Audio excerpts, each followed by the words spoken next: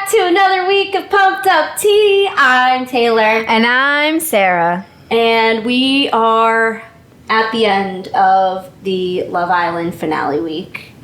Sad face. I'm literally so sad. This has consumed my life. I don't know what to do now. I don't know either. And this is going to be really tough because I'm still like weeks behind in editing. By the time you guys watch this, you'll probably have already seen the live that we are going on tomorrow to talk more in depth about the finale and then all of the tea that has been really steaming up, I guess, overnight. Literally. Yeah. But first, we're in a celebratory mood to talk about the finale. I'm turning this the wrong way. So we decided that we were going to pop a little bubbly, enjoy some 11 a.m. mimosas, and, you know, celebrate. So... Yay! This has been such a great season. It's so good. I'm honestly really sad that I never watched before this. But I think this was like the best season to like start on. Like if this was our virgin season. This was our virgin season. And an epic one on top of that. Probably one of the biggest seasons of Love Island ever so far. Yeah. I mean, there's only been 6 seasons, so obviously it's not a lot right now, but like I said, I mean, I think having Ariana Madix as a host in the height of her fame really catapulted the show into what it is now. Mm-hmm. And obviously, like, Ariana was like the original pull to the season, but the cast was what kept people interested. Oh, they kept me. Yeah, it was such a great selection of people, and everybody seemed to mesh really well together. And again, I think that's really what kept everybody so invested. No, literally, I think I was live tweeting last night. In case you guys don't know, I'm the one that's been live tweeting. I'm sure you can tell because Taylor and I's style of typing and talking is different, so I'm sure you can tell it's me. Yeah, I'm usually working my normal people job whenever Love Island would air. Yeah. So... my job has been really just taking the notes whenever I'm able to watch it so we can talk about them for the week. I'll sometimes post the stuff on Instagram or like the memes, especially I've been putting on Instagram. I'll share usually what I see on like our stories and stuff, and then Sarah's been taking charge of our new Twitter account. Our new Twitter. I will never call it X. Yeah, but I tweeted last night, I think the thing that I'm going to miss the most is, like, the friendship part of the show.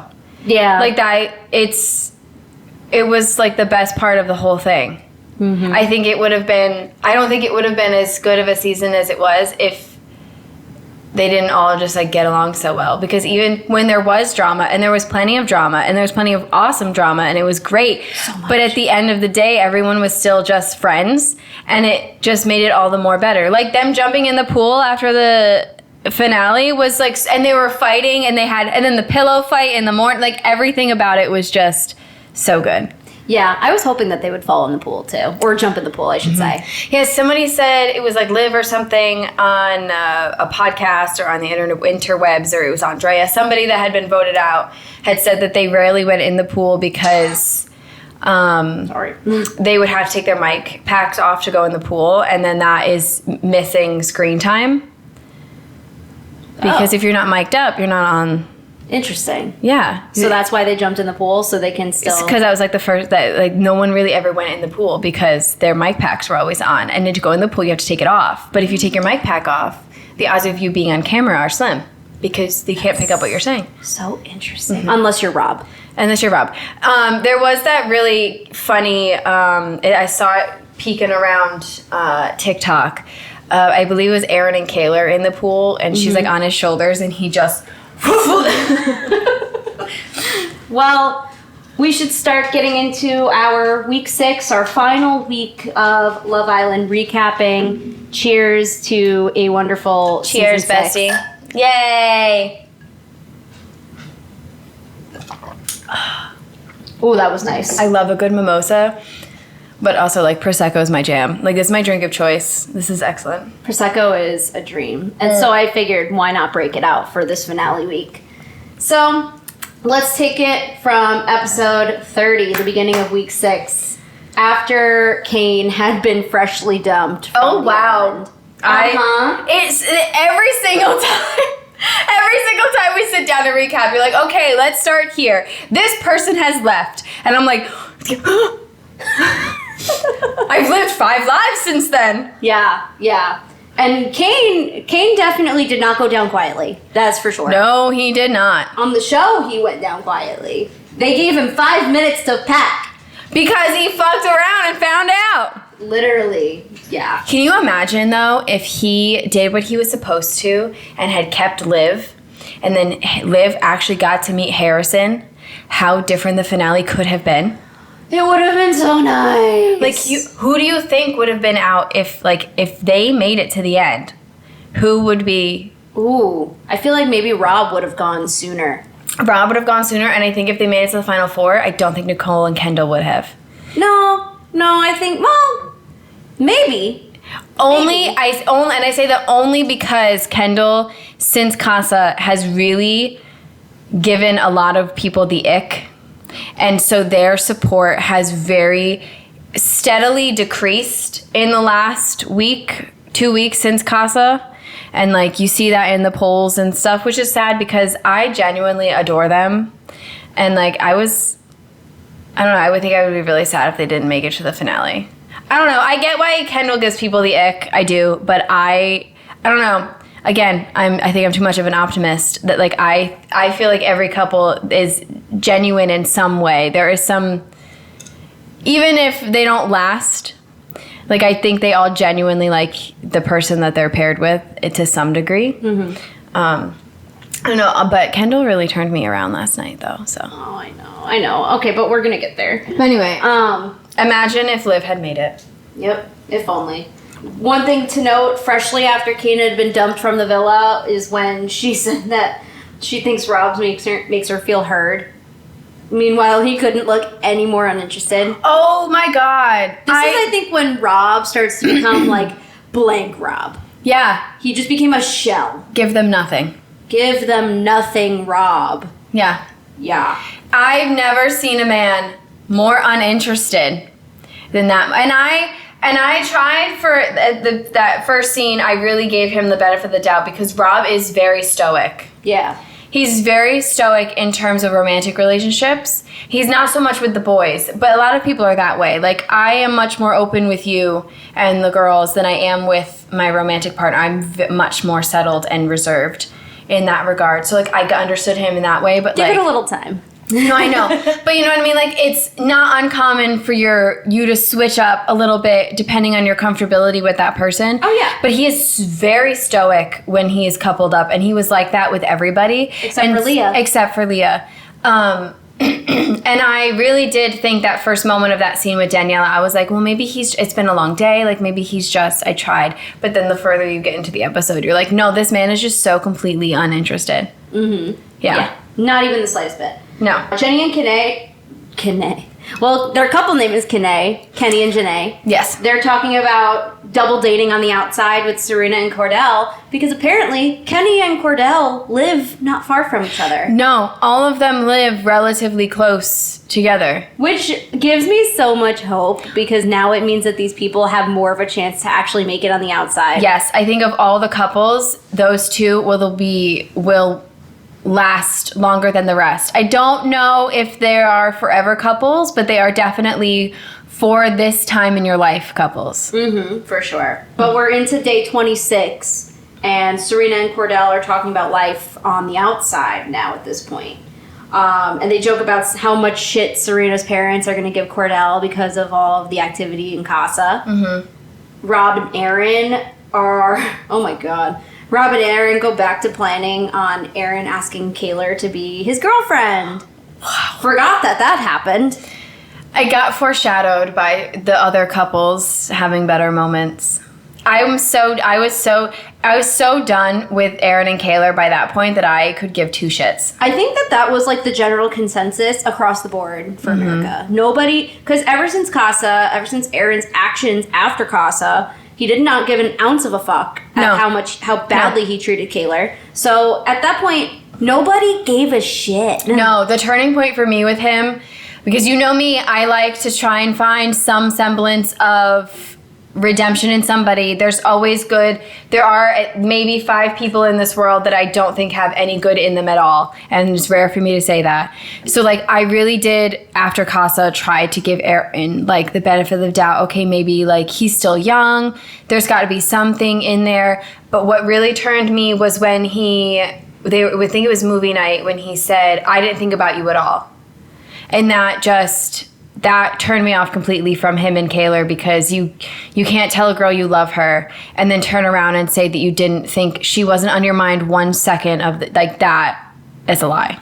And also, not for nothing, but like it's funny, you see the 2 different ways that the 2 guys who fucked up the most are reacting to the situation, right? Because you have Cordell, who genuinely feels remorse and feels bad about the actions that he did. And then on the other side of the coin, you have Aaron, who's really just getting mad that Kaylor is mad. Exactly, yeah. It's like master manipulator. And there was a couple other things that he's said since then, and in this week, leading up to the end, that just really was kind of scary.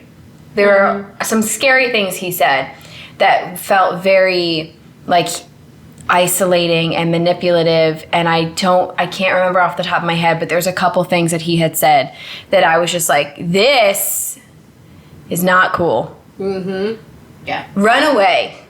Yeah. Yeah. Kaylor is chatting with Daniela and Nicole about dating Aaron on the outside, and I hated that Daniela and Nicole are both kind of just like feeding into this idea that they're actually going to work on the outside. And I'm just wondering, like, what crack are they smoking, right? Especially Daniela. First of all, you guys met under, like, the least ideal terms here. Daniela that really pissed me off. Like, of all the people to give Kaylor, I know we're not blaming the girl. I know we're not, and like honestly, but have some social awareness. It's good. Listen, okay, I can commend them for being able to have some sort of positive relationship after this kind of mess happened. Yeah. But like, I feel like there still needed to be like a boundary set, and maybe that's just because I'm not as good of a person. But yeah, a boundary needed to be out there. It was giving it, even me who is. We're so opposite in ways like that, but even I was like, Daniela should really know her place right now. You should not be, that relationship should not be something the 2 of you are discussing. No. And I feel like Kaylor is such a people pleaser, and she's still so young that she doesn't quite understand when a boundary needs to be placed. It honestly felt like it was like the girlfriend talking to the mistress and getting advice from yeah. You're the whole reason that their relationship got like blown up for a good like 4 days. Right. Like it's just it was weird that of all the people giving her advice, it was like it was you. It was weird. It didn't sit right with me. Yeah. Same. But then we have Leah getting a text, and because NBC is going to be sponsoring and streaming the Summer Olympics, it was natural for Love Island to be hosting the Summer Sports Day. Yeah. I loved this challenge. I'm not going to lie. This was a really fun one. It was. Oh my God. The Islanders split up into like 2 teams, pink and gold. Team pink being Kenny and Janae, Rob and Daniela, Harrison and Sierra, Kendall and Nicole. And then team gold, and you could tell the teams are unevenly split here, but it's Cordell and Serena, Aaron and Kaylor, and then Leah and Miguel. So they had an odd number, so they kind of had to. Right. They have the first event, which is called Hold Your Horses, and that might have been my favorite event out of all of them, where the couples have to race horses down a track with, like, obstacles, relay style, essentially, is how I put it. And they actually had to trot, like, as if they were on, like, horses. That was really funny. There's an actual, like, sport league for that. They leaned in to all of that challenge. Yeah. And I loved every second of it. The flips, the jumping, the style, the pizzazz. Yeah. But that's like a legitimate sport, by the way. Like, people actually do that competitively. That's crazy. Like, run on, like, fake horses like that. Like, it's like a real thing. You can make anything into a sport. Like kind of how, like, the race walk is an actual track event. Yeah. It's insane. But the gold team wins the Hold Your Horses part of the challenge. They get the first point for the Summer Games. Then they have the second event, which is called the Splash Dash, and it's where the next two couples run down a slippery track on the on top of the pool, and it's like very wobbly and unsteady. So like they have to do it without falling in. That one made me so nervous because the end of that. Oh yeah, they were so close to the wall. So close to the wall. I think, was it Aaron that almost hit it? I think so, but every time they got to the end, I was holding my breath that someone didn't hit their face on the side of the concrete pool. Yeah. I know that obviously maybe it looks shorter to us on television than it was IRL, but like I watched that challenge and I was holding my breath every time because I was like, someone's gonna. They were going fast. Yeah. Yeah. So the gold team wins that one as well. Then we have the third event, which is called Shot Put at Love, and the track star in me that I was in high school absolutely loved this challenge. But it was basically, it wasn't actual shot putting, but essentially the opposite team members are basically standing in a formation whack-a-mole style, it seemed, where their heads are popping out of a platform. So fucking funny. And the opposite teams had to essentially aim for their faces with water balloons. And like you get the more points when you aim for the targets at the very back. Mm-hmm. So like let's say the person in the front, it's 1 point, and then the person in the back is 3 points or whatever. Pink team wins that one. Mm-hmm. So then Harrison and Serena for opposite teams were in the back, and Serena was getting pissed. Harrison kept throwing him at her, which obviously because like she was the farthest with the most points, but my girl was getting mad. Yeah. She was getting pelted, that's why. Yes. She got her revenge though. This one is for Harrison. Honestly, it would be me too. Yeah. So, at this point in the game, Team Gold is in the lead, and so they're about to go into their final round, so they get a 5-second advantage in the final event. So that means now they're going into the final round, which is called the Romance Regatta, and that was Leah and Miguel versus, who was it, Nicole and Kendall? Yes. Okay. So each team has one couple kayak to the platform, grab a piece of their torch, and then they have to race back to the fire pit to assemble their torch and then light it up at the fire pit. And then that's who wins the games. Mm-hmm. And Nicole and Kendall, basically, in the comeback of the century, they were working as a team and they made it back to the fire pit. They put that shit together, put the gold team to shame because Leah and Miguel shit the bed so hard. They had a 5-second lead, and they went so far to the left. I think, yeah. And then went completely past their torch. Like, he's reaching for it, and they're missing it. Meanwhile, the other two are just like, here, okay. And then coming back, they still went the opposite way again. Oh, all the way around. It was, it seemed like it was not a close race at all. No, they couldn't even get out of the boat. No. But I think it says something to just how goofy they are. Oh, yeah. And I think this is when people were starting to actually buy into them a little bit, too. Mm-hmm. Because, like, they were being very silly. Yeah, very silly. I will, I'll agree with that because I was kind of on the fence with them before, but these last couple episodes, you were just like, oh, they're actually, like, kind of perfect. Yeah. Yeah. So after the challenge is over, Aaron basically enlists Rob's help to prepare a spot in the villa. And they make dinner, they get a whole date set up for him and Kaylor. And this is essentially Aaron's big master plan to ask her to be his girlfriend. Which, again, would be really cute and really sweet if Casa just never happened. You know what pissed me off about this was that as he is doing this, she is talking to the girls and saying she's not ready for that. She, if he asked me, I don't, you know what I mean? And it just really irked me that she once again didn't stick to her guns, yeah. Her guns, because the second he said it, she was, okay, yeah. Putty in his hands. Yes. Yeah. And I think it's another reminder of just how much growing up she still has to do. Absolutely. Mm-hmm. Absolutely. I do have some tea, actually, about that. Okay. That I will actually give you guys right now, because we have so much stuff to talk about in our live, and I don't want too much time to go by. Yeah. there have been internet sleuths that have been sleuthing. I also partook in said sleuthing. You sleuthed? Because I was curious to see if it was legit. Okay. And it was. Okay. Kaylor, a long time ago, so I'm not going to judge her for it. She's young. She was young then. She's only 22 now, so. Just graduated from college, you know? And so I will say there was a point where she met this guy at Rolling Loud, and apparently they got engaged after 5 days. Kaylor. I don't know how long it lasted. Probably, I would assume, not long. But how crazy. Again, no judgments. Listen. Oh, she judging. We were kids in love once. I won't speak for you. I was once said kid in love, thinking that like I was going to, you know, marry the first love of my life. And that obviously never happened. Thank God. Thank God. But, you know, go off, Kaylor. Do your things. It obviously didn't last. Hopefully you at least got to keep the ring. But yeah, that happened. If there was a ring. Nope, there was a ring.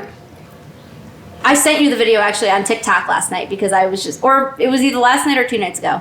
But yeah, I sent you the video so you can enjoy watching that later. And I paused to see like if there was a ring, and there was surely a ring. Oh my God. And it was a nice ring too. Wow. Was it real? Maybe not. You know, could have been just like some Amazon ring that you could have ordered like the next day. Yeah. But yeah, that was that. Damn. So anyways, we're back in the villa. They do their group toast to, you know, go into the villa party night, whatever. And Rob quickly dashes away from the group and does like one of those quick changes, you know, into like these heart boxers. He puts on like a nice suit top, and he pretty much, and of course his cowboy boots. You can't forget about the cowboy boots. I'm surprised he didn't just even go in like the overalls. He should have. I love the overalls.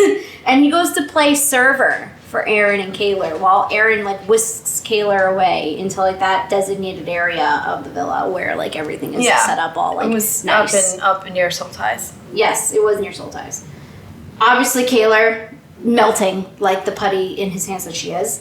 Aaron reads her a poem that he earlier enlisted the guy's help in writing, asking him to be the girlfriend. She, of course, says yes without hesitation.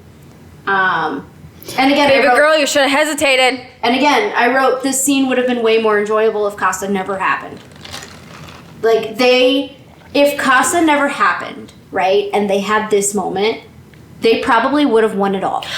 I actually, you know what, I would say, I think it wasn't necessarily Casa, it was how he handled it afterwards. That's true. Because Cordell and Kenny both kind of fucked up at Casa.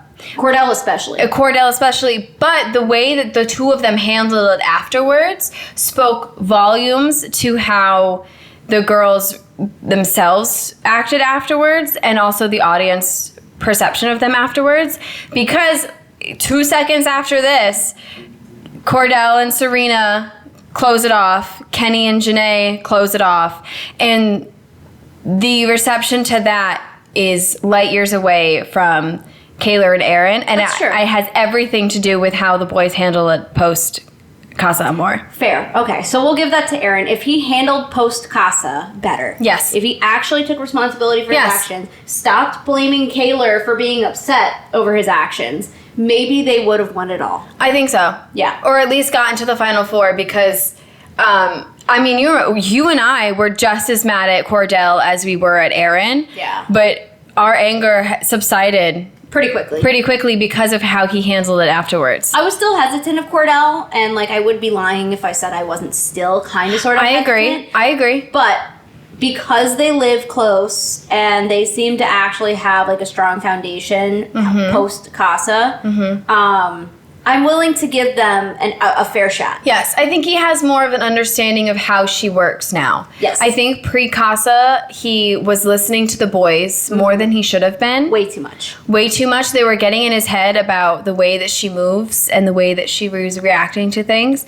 And I think Casa and the aftermath of Casa really opened his eyes to be like, okay, wait a second. And now he understood how she operates and the way that she felt. And then they were able to like move past it.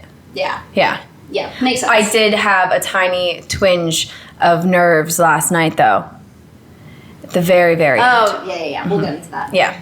So right around the same time that Aaron and Kaylor are making things official with their relationship, Kenny and Janae are deciding that they are going to close things off officially. I died. I love them so much. And the group got way more excited about Kenny than they did about Aaron and Kaylor. As you should. I think because they all understood. Because at that point, too, you really were seeing the tides change in and out of the villa on everyone's feelings and what have you of Kaylor and of Aaron himself, right? Mm-hmm. Everyone was just done with them. Done. Everyone was done with them. Okay. Yeah. Completely done. And like, I won't get into it because there's still more to come. But anyway, Kenny then gets a text. The hideaway is open once again. And without hesitation, the group says, Kenny and Janae, go. Do it. Which I think is funny because you look at Aaron and Kaylor and it looked like they almost expected it to be them. Well, it would have been the case, but Aaron and Kaylor were on the gold team, and the pink team that's right. from the challenge got to choose the couple. That's right. From their team to go into the hideaway. That's right. I forgot about that part. I think that was production's doing. Oh, 100%. They said, you know what? Fuck Kaylor and Aaron. Fuck that shit. No one wants to see them in the hideaway. They were not in the winning team, and that's how we're going to get out of this. Hell yeah. Because if it were up to the group, right, maybe they would have sent Kaylor and Aaron. I think it's the champagne getting to me. That or the names are just being too much now. It's too much. It's too much. So maybe they would have sent them. So like production's way of being like, nah, fuck this shit. We're going to have the pink team decide. And because they're on the pink team, they're going to send those two. Because Nicole and Kendall were already there. They're not going to send them again. No. So with that, the episode then ends because they got to go into the hideaway. Yeah. So now we're on episode 31, where Janae and Kenny finally enter the hideaway. And we see them immediately get lost into the 50 Shades closet. Yes. Yeah. So back at the villa, all we're watching is Karen again. Oh my God. Kaylor and You know what? It's fine. That's their you know what? From now on, that's their ship name. Karen. It's just funny because their name is Karen. I know. You know what? It's fine. Just keep calling them Karen. Oh my God. Kaylor and Aaron chat. And I only wrote this note down because they're sitting over by the plants. Yes. And Kaylor's hair just kept getting caught in the plants. And that's all I was able to focus on the entire time that they were talking to each other. I really I disassociate when they're on my screen. Which is funny because if you go back to the beginning of our recapping, I think I was so team Karen that I was like, yay, Karen. They're my fave. I love them on my screen. And now I'm like, I can't be bothered. Oh my I have to stop myself from fast forwarding through their shit. Honestly, that's fair. That's so fair. Yeah. So now they go to bed. We're entering day 27. 27. I hope that my count has been right. I think I've been doing an okay job at keeping track. 27 for us, definitely, but they were in there for 6 weeks. Well, don't forget, even though they weren't airing episodes on Wednesdays, they were still filming. That's true. So that adds up to the missing days. Yep. Mm-hmm. And then even though After Sun was airing, they were still filming. Yes. Right? That's true, So that's how I've been trying to think So about it's like it. day 27. But it's episode 31. Yeah. You know? Which makes up for those days that we're not seeing the villa action. Yeah. And then honestly, it should be you keep adding one more, because if there was an episode on Wednesday, it would continue. Oh, absolutely. So yeah, so it's like day 27 for us, but in reality, we're like 6 weeks in on this bitch. Exactly. Yeah. So Daniela and Rob are seen talking about each other in completely polar opposite ways, because Daniela and Sierra are basically living under the delusion that like her and Rob are like completely meant to be. Everything is great. They feel so great with each other. And Rob is just like, I don't like this bitch. I want to be done with it. I saw that coming. From a mile away, I'm sure. Casa, the movie night really turned him off. Yeah. Movie night was the turning point for him. And also making up with Leah, I think, kind of added to that. Yeah, I think though, seeing the way she was with Aaron, and then having her say the exact same things to him. Yeah. Really, I think it would have happened to anybody, but that was really a turning point, because since that night, he was slowly pulling away. First, it was the let's take it slow and just take day by day. And then that wasn't even enough for him, because then he just slowly started becoming so disinterested and like... So I think with that moment, though, I think it was because, right, I think he said that because he just didn't want to hurt her feelings. But then he realized that, like, wait, this is kind of how I fucked up with Leah. Let me not do that. Let me actually be aware of my situation and just end it with her, because I'm not interested, and I know I'm not interested, and let me just not lead her on. Our little snake wrangler grew. That was actually a very impressive thing for him. I was really proud of him for that. It took movie night, I feel like, to really reflect on that situation, that where he really fucked up with Leah, and he's clearly changing his behaviors right before our eyes. Sometimes you just need a catalyst like that, a final push to have you really see, like, oh shit, I fucked up. Exactly. And he does say with Aaron, he wishes that he actually ended it sooner. You know, he's becoming aware of the fact that, like, let me not lead another girl on here. Yeah. Janae and Kenny then emerge from the hideaway to a full applause. Here's your cake, fam. Serena and Cordell are talking about the possibility of making things, like, official between them, but Serena says, let's wait until we get outside for that. I think that was very smart of her. It was very smart of her, but also, I think, very sweet, because it's just, like, to me, it gives off, like, let's save that moment for, like, just the two of us. And have it actually be real and, like... Yes, and not produce and influence in any way. Exactly. Rob officially ends things with Daniela. So we're seeing a whole range of different outcomes. So many things. And again, he handled that conversation so well. Spectacularly. Yeah. Like, in this moment, right, fucking Daniela's just like, this feels like a breakup. And he's like, yeah, it is. Because it is, bro. It is. And honestly, she walks away and he says that whole thing to himself where he's like, man, I'm so bad at this love thing. And I even turned to Max while we were watching this, and I was like, this feels very different from how he handled his thing with Leah, and I feel like he's actually reflecting on his experience here. Yeah. You know? I think having gone through it twice now, he's really like, oh, okay, this is not for me. Like, he may be stoic as fuck, and he's very clearly not emotionally available. No. But he seems like he actually is showing a real, genuine side to him for once. Yeah. And I respect that. He really turned me around the last couple episodes. My opinion of him really shifted this last like week and a half with him. Yes. Yeah. And I'm getting a little tipsy from the Prosecco here, so I'm getting very introspective right now. Yay! Daniela then vents to Serena about this breakup, and Serena is like somehow blindsided. She's like, what? You guys seemed like you were like really meant for each other. This came out of nowhere. Meanwhile, all of us watching at home are like, no, it's not.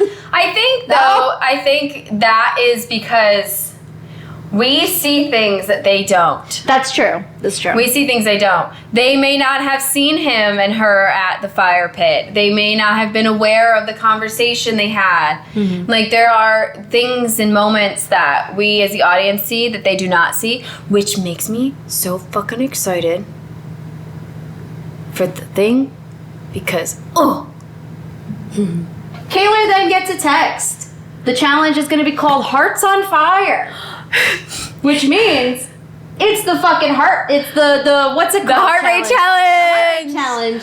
This is my favorite challenge to date. Same. This was you know what? It was like raunchy, but it was funny. Yes. Like, we've had some really sexually charged challenges. So that were a little more off-putting. That were a little like, I feel like I shouldn't be watching this right now. And I was skeeved out, and like, I'm a baby bit of a prude about like those things in public. But like, this one, I was dead ass laughing the entire time. Even my mother, who was watching with me, was having I got mom so into this shit. Oh my god, I'll bet your mom was having a fucking blast. Oh, mom was having a hoot. Mom was having a hoot. And this is the thing. My mother is newly single, people, okay? Right? She was having a little bit of a cougar moment with those boys. I'll bet she was. As she It was so funny. She was like, oh, look at them go. I love it. Max and I were watching this together, and we were having a ball the entire fucking time. Entire time.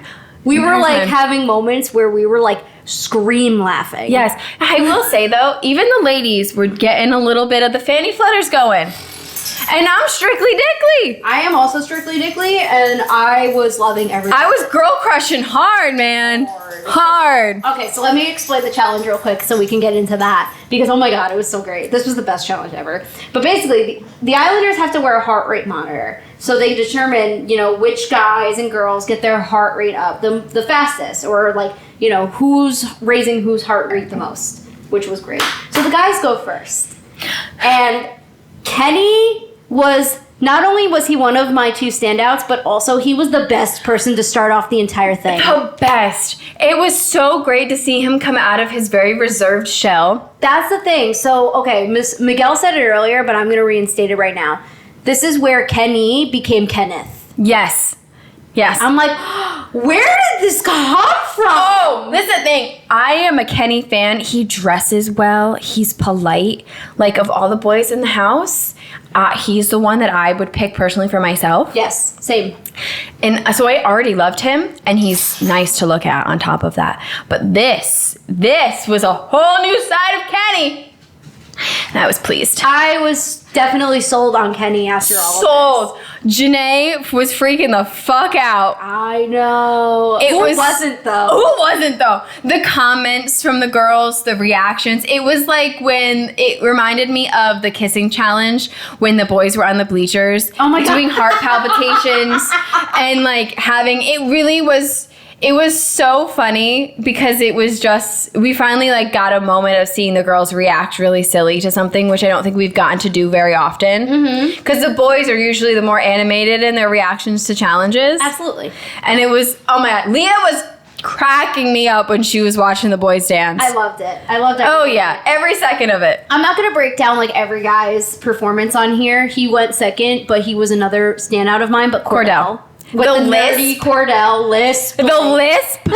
Dead. Sent us into a whole nother dimension. It shouldn't have been sexy, guys. That lisp with the nerding, like it should have been dorky as fuck. It should have been, but when you lean into it that much, right? That ability to become so silly is what makes it so sexy. Yes, he didn't. And he got some heart rates up. He did. And that's what I think it was like, they were playing it up and they were really funny, but that made it wasn't awkward, and you weren't like, you didn't feel that they were awkward, or it was weird, and you were like, oh, this is so embarrassing. Like, it was Magic Mike. It was fucking hysterical. Yes, it was amazing. It was amazing. These guys could have made it incredibly awkward and uncomfortable for everybody, but they leaned into it. They made it into something that was so fun and amazing. Even Harrison's, whose Harrison, I think, of all the boys, did the worst of it. And he was a little awky with it, but it was still so good. And I don't fault him for that, though, because he had only just got there. Yes, he doesn't have the relationship that the rest of them have, so they can be exceptionally silly. Like, some of them were very in their face and very, but they have that close relationship where Harrison was just like, I am Thor, son of Odin, god of thunder. I would also be remiss if I didn't bring up Miguel, because you could tell he's definitely done that shit before. Oh, that man has been Magic Mike before. Like, without a doubt, Miguel has done this shit before. And he did it like a professional. Ooh, He Miguel. was so good. Miguel had my heart rate up for sure. Him and Kenny had my heart rate up for sure. I was laughing, Yeah. right? And it was funny, but it was still hot. Yes. Yeah. Yeah. And the way that he pulled Leah and threw her on the ground, and she was like, okay. Like, yes, please have your way with me, Miss Carmen. So then the girls go. My standouts was Leah with the doctor puns. Oh my God. She was so clever with them. Hers was by far the best one. I see why Leah is a fan favorite. Oh, I fucking iconic. Her sound bites are trending on Twitter. Yeah. Go bear in those overalls. Now you're sending 3 home. And now here you are, bitch, in your overalls. And you're still here. Now what? I quote that at least once a day. I know. And I know that, like, I won't say my other standout just yet because I do want to give honorable mention to Kayla in her cheerleader outfit. Oh my God. She was so cute though, because she's getting ready and she's like, I try to be sexy and I just get awkward, and I felt that to my core. And Kayla is also kind of like that sneaky sexy too. Like, she like thinks that she's like awkward and uncomfortable and stuff, but she makes a good impression on these guys. She did really well. And it tracks because she won the kissing challenge. She did. A while back. Mhm. So it makes sense for her. So good for you, Kayla. Oh, I loved it. But Janae. I have such a girl crush on Janae. Dude. All season long, the way I talk about Janae when I'm watching an episode, you think that I bat for the same team as of my gender. No, same though, because Janae could get it. I would flip for Janae. I would flip for Janae too. She's stunning. Girl crush to the max. So hard. She is stunning. She's so fucking sweet and kind. And funny. And her voice is like a fucking angel. Yeah. When she said to Kenny, you lay there and watch this. Yes, ma'am. Like, I will do whatever you say. Yes, ma'am. I got you. Poor Kenny was just... My favorite thing was the boys' reaction. One of my favorite things was the boys' reactions to their woman coming out, because like Leah came out and Miguel fucking dead, instantaneously KO'd, right? Janae comes out, Kenny stone face, dead, gone. Tears in his eyes. The man ascended into heaven. She threw him on the ground, and that man was like, hideaway again. Yeah. Please. Yeah. And then even Kendall, I love how much Kendall talks about how beautiful he finds Nicole. And like, you really could see it because he really does look at her all fucking time. I mean, listen, there's no doubt that Kendall and Nicole, I do genuinely think that their connection is real. I had to rewind because his face when Nicole came out was so fucking funny to me, because she walked out and it was the moment where she unzipped and you realized she wasn't wearing anything underneath it, and he went from being like to the breath gone, air dead, lungs gone. He literally sat there like a fucking corpse. She killed him. And it was so funny. His face was hysterical. I literally had to rewind because Mom didn't see it. And I was like, you got to see his face. Look at this man's face. And she's like, oh, he's gone. That's the man who loves a woman. That man was gone. In that moment, she could have asked him to murder someone and he would have said yes. Without a doubt. It was my favorite thing. Even Rob's reactions to the girls coming out, because he didn't really have that much of a couple. Rob. But he didn't really have like a couple at that point. But like every single girl coming out, he was like, oh my God. Yeah. So the girls go, right? All of a sudden, you'd think that the challenge would end, but then the music starts back up again. In comes new bombshell, but not new because she's been on last season, Miss Cassie, in her devil outfit, and everyone is shook. The girls yelling, don't touch my man! Leave him alone! And then some of the guys recognize Cassie right away. Mm-hmm. But more importantly to note, Rob, because they met at Casa Amor last season, and the way that Cassie goes up on him and he just goes, hello, nice to see you again. I can't. He's just, hi you doing? Good to see you. She's grinding on him. It's full on strip club. Like the girl was doing it, and he's just, hi, nice to see you again. How are you? How you doing? How you doing? And she's like, I'm good. It was dead, fucking dead. I have not laughed that hard in forever. And then what followed after that was when she finishes going through the guys, she plops her ass down on the seat and she goes, nice to meet you guys. It reminded me of Miguel's entrance where he came in and kissed all the girls. Cassie and Miguel, I think, had the most iconic bombshell entrances of the entire season. Because there was no introduction, no fire pit. Here are two new bombshells. It was just come in, make out with every girl, or come in and give a lap dance to every guy. The most intimate, right, of introductions. Yes. And she's just like, they're like, hello, nice to meet you. So now in comes Maura Higgins, host of Love Island After Sun, former bombshell of Love Island. I don't know if it was USA or UK. I'm sorry. I don't know. But she's hot either way. She's great. Her dress was stunning. She looked great. I was a little sad it wasn't Mother. But I know we can't afford to have Mother every time. As Ian Sterling so politely put it when he narrated. He is I found him on TikTok, guys. He came up on my For You page. And the scream I screamed. I sent it to Taylor. I sent it to my mom. I sent it to my best friend. And I was like, I found the voiceover guy. He's a comedian, too. So yeah, I would see his show. I would see it, too. I would see his show. I think his accent is what really lands his voiceover. If you watched After Sun, there's a segment when, like, he'll say, they show an unaired moment from the season, and he goes, what was it? It was like, Ian Sterling's unaired moment of the week.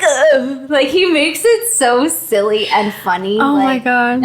He makes the whole show for me sometimes. Like, an episode could be really slow and shitty, but, like, hearing his little jokes is just like, and the awareness that he has of like certain dynamics, because like technically it's kind of almost like you're a viewer doing the voiceover. Like he'll throw in the Rob and Aaron thing, and it's like it just makes like the whole episode sometimes. And he does this with both USA and UK at the same time. Yes, the video that I sent Taylor was him a day. He's like, come with me on a day of doing voiceovers for two shows, and he literally does both the shows.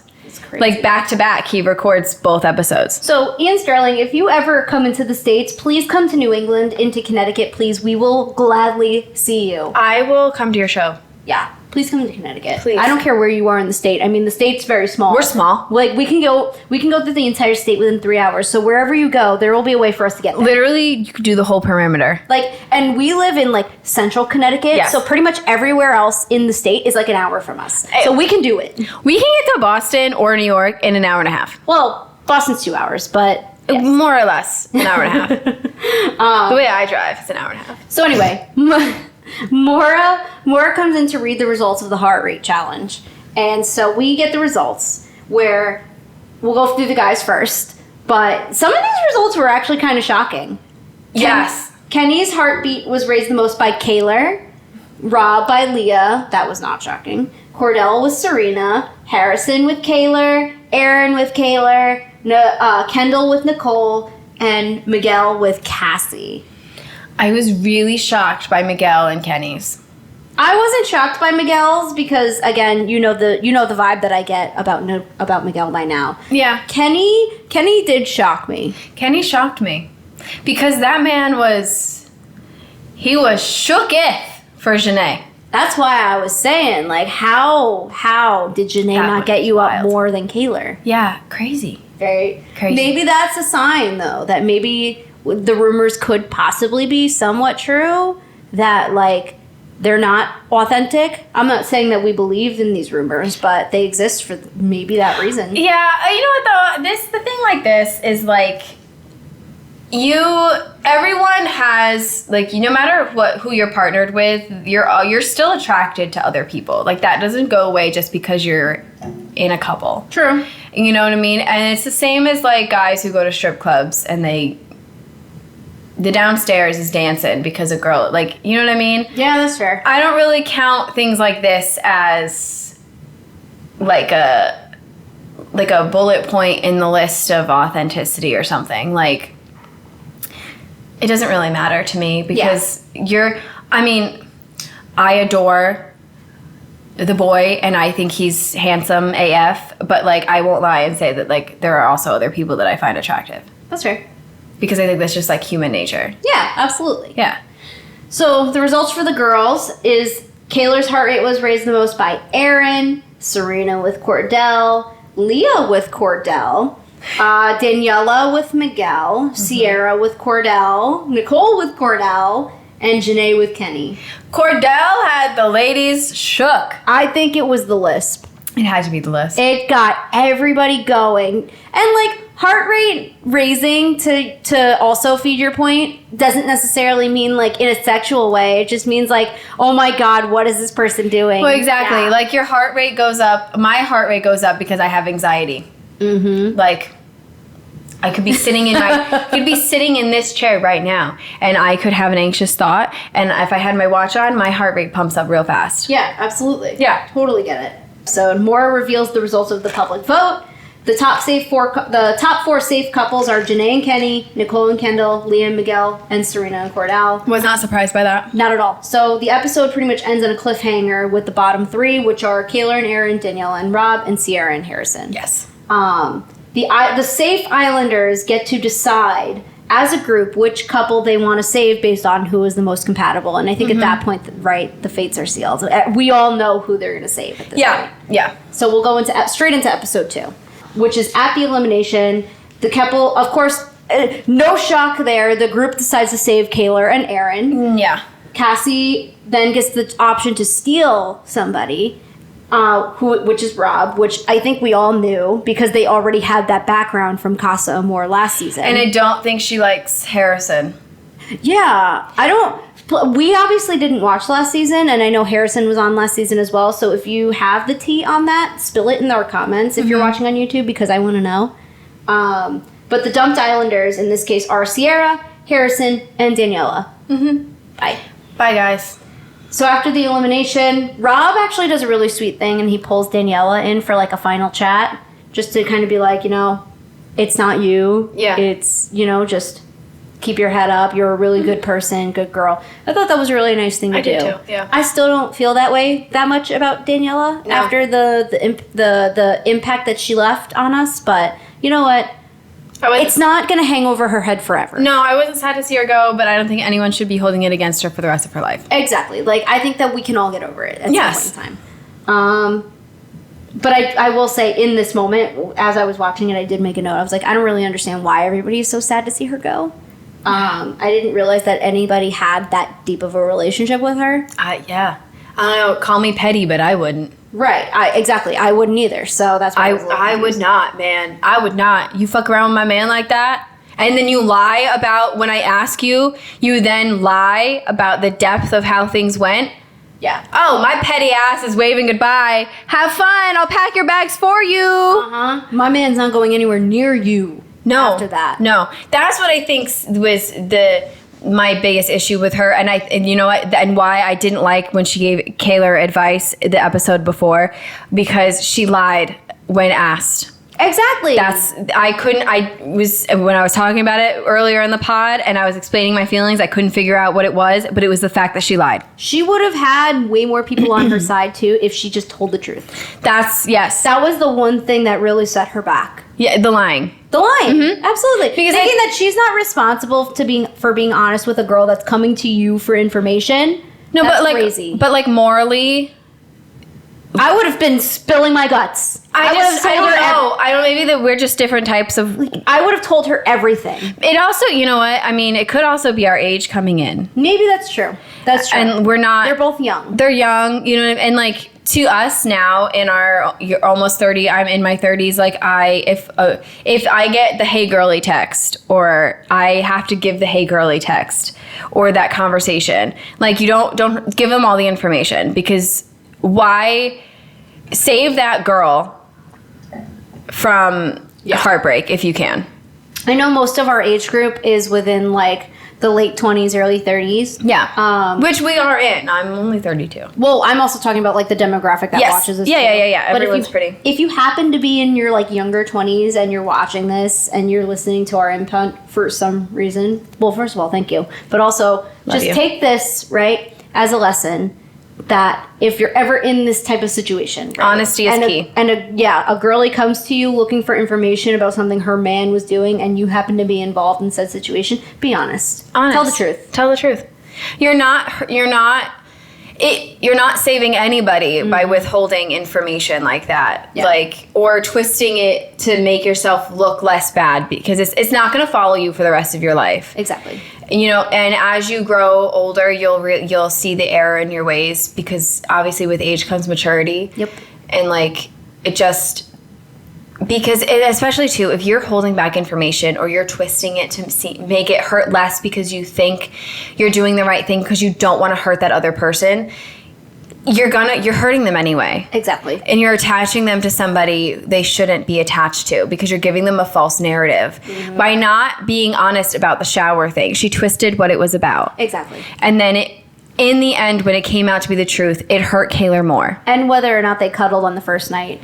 It hurt Kaylor more. Exactly. Because the truth always comes out. I mean, especially on a reality TV and especially on a reality show where everything is filmed, and it's one like this where the cameras are rolling 24/7. Exactly.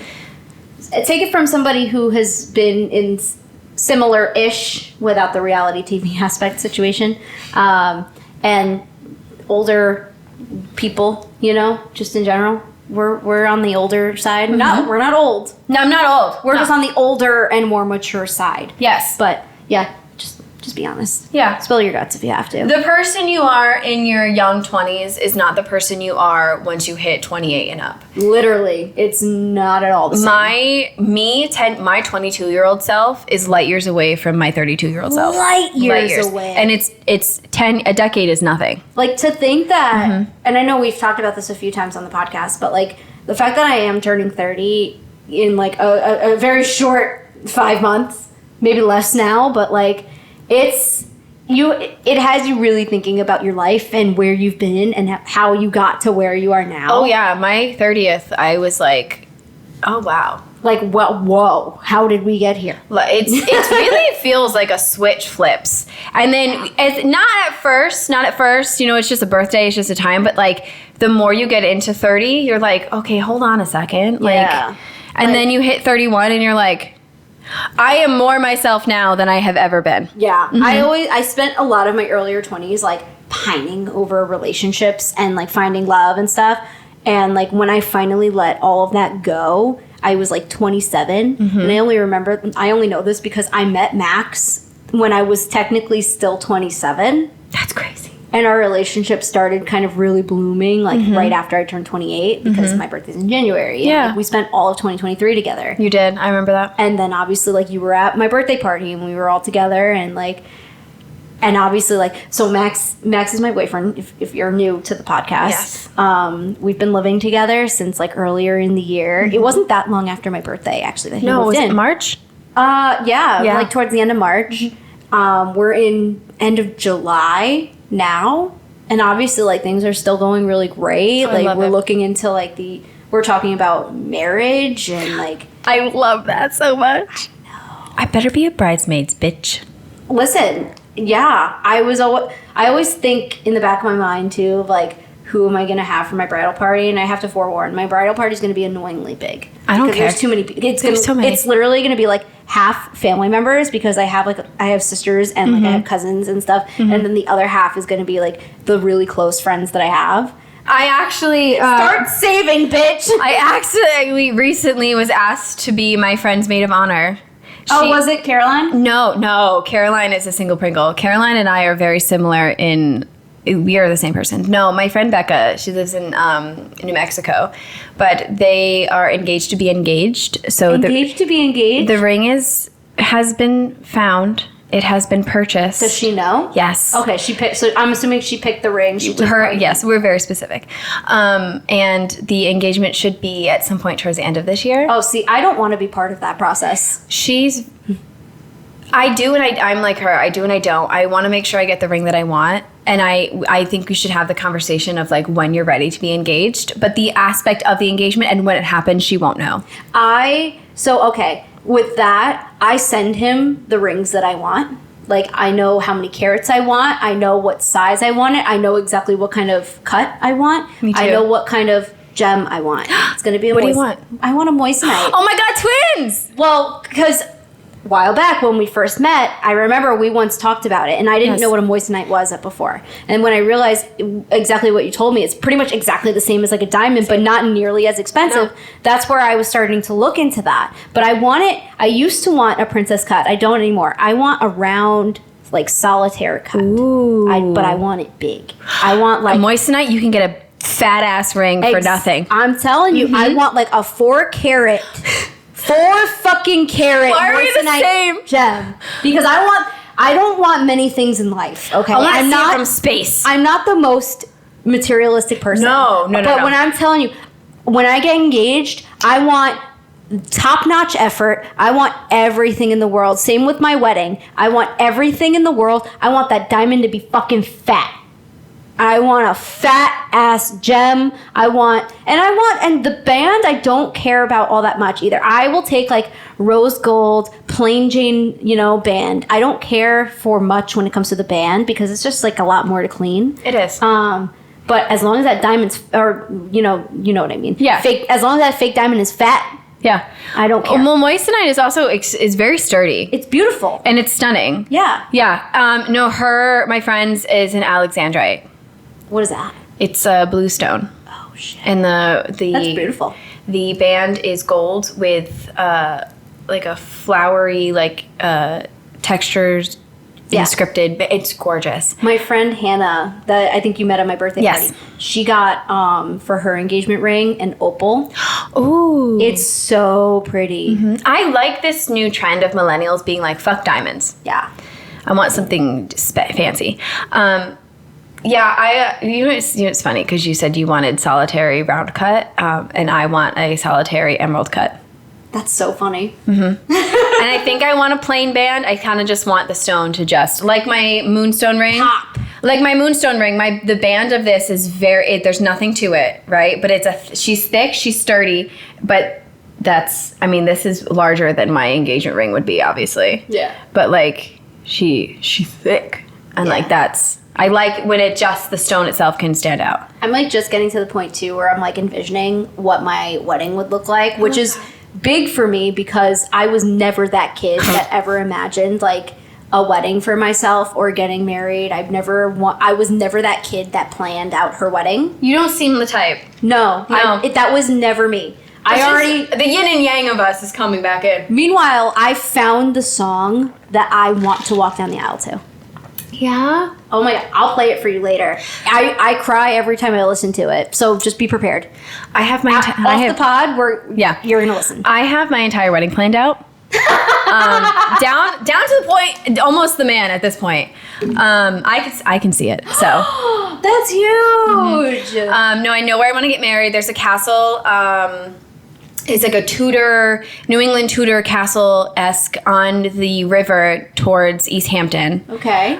It's got like the flower garden. The interior is stunning because I want like an enchanted forest theme. Oh, I love that. Not in the cliche fairy tale, but like a very subtle, like enchanted forest kind of esque. I know I want to get married. I know what my wedding colors are going to be. See, I haven't gotten that far. It's millennial pink, obviously just pastel pink and sage green and gold and like an off-white.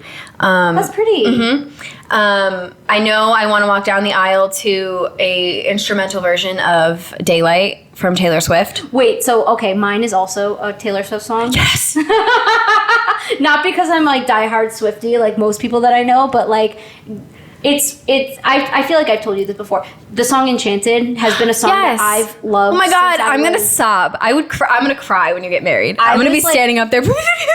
That's been one of my favorite Taylor Swift songs since I was like 15 years old. That's wonderful. And I've always envisioned it as like my, some sort of way involved in my wedding, whether it was my first dance or the song that I walked down the aisle to. That's the song that I'm going to walk down the aisle to. Yes. I found on TikTok, they have like the traditional bridal march. that blends into the bridge of daylight, and that's what I want. Oh my God. Mm-hmm. You're going to love then the song that I showed. I'm literally going to stop. But yes, I have the whole thing like seemingly planned out. I know who my bridesmaids are going to be. I don't foresee that changing anytime soon. Right. Like, I know who I'm inviting. Bitch, it better be me. Obviously.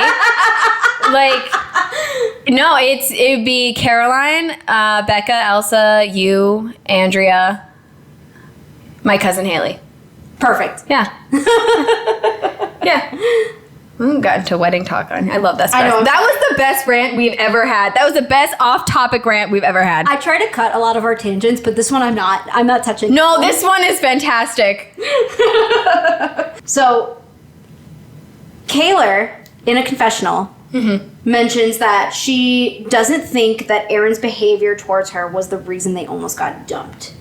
And I was visually like, what do you mean? Girly, I understand, like, you're not seeing the same things that we're seeing. But, like, common sense should point you in the direction of, like, big brain for a second. Not even big brain. Use your brain for a second. Of all the things that have happened, especially, too, because you pre-Casa, you went from always safe, sometimes number one pick couple, to Casa post-movie night, barely anything. Like, use your common sense, you know, what is the word I'm trying to think? Context clues. I don't know. Reading comprehension. Like, reading comprehension. I don't know what I'm trying to say, okay? I've had alcohol. My brain is dead. Like, it's not that hard to figure out why. Yeah, exactly. At least she did notice, though, that Aaron got way more excited about being able to stay with Rob than the two of them staying, so. Pisses me. Like, the girl, yeah. And every time they talk about getting married, he just goes, and Rob will be there. Exactly. So they go to bed. We're now going into day 28. And it seems that Leah and Rob recoupling could possibly be an option. Mm-hmm. Janae and Serena are really pushing for it, it seems. The Powerpuff Girls! I love that. Leah swears that if given the option, she's choosing Miguel. Which is still, to me, I know maybe not to you and not to most people in America, but to me it's weird. Really? Because it's like I said in the last episode, I personally cannot get past the fuckboy in Miguel. And Ariana said it too on the Chicks in the Office podcast. Ariana knows exactly what I'm talking about. Without actually knowing me or at all what I'm saying. Mm-hmm. But she and I are on the same page. Hey, she knows we exist. Kind of, yes. So. She has liked one of our things before. And she reposted one of our stories. She reposted us. So.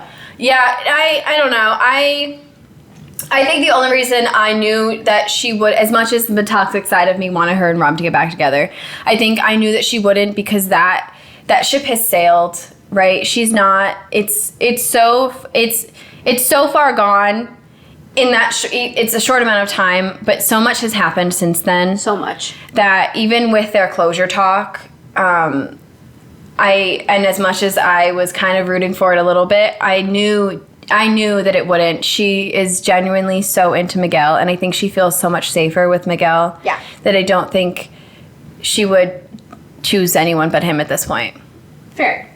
We do get a real conversation, for once, between Rob and Cassie. Yes. You know, they talk about their parents' divorces. They talk about his behavior towards the beginning with Leah and Andrea. And again, this is where I say, Rob has actually taken a second to reflect. He's growing. Yeah. Just feeding into exactly what we were thinking when he started really thinking about his life and what he's doing in the villa. So Cassie then gets a text, and we are going to be playing the game called Mr. and Mrs. Yay! It's almost kind of like newlywed style in a way, where the couples are tested as to how well they really know each other. Mm-hmm. And the couples would each get a point for each question that they answer correctly about the other person. This game was a little shady. Well, yeah. The producers really said, you know what?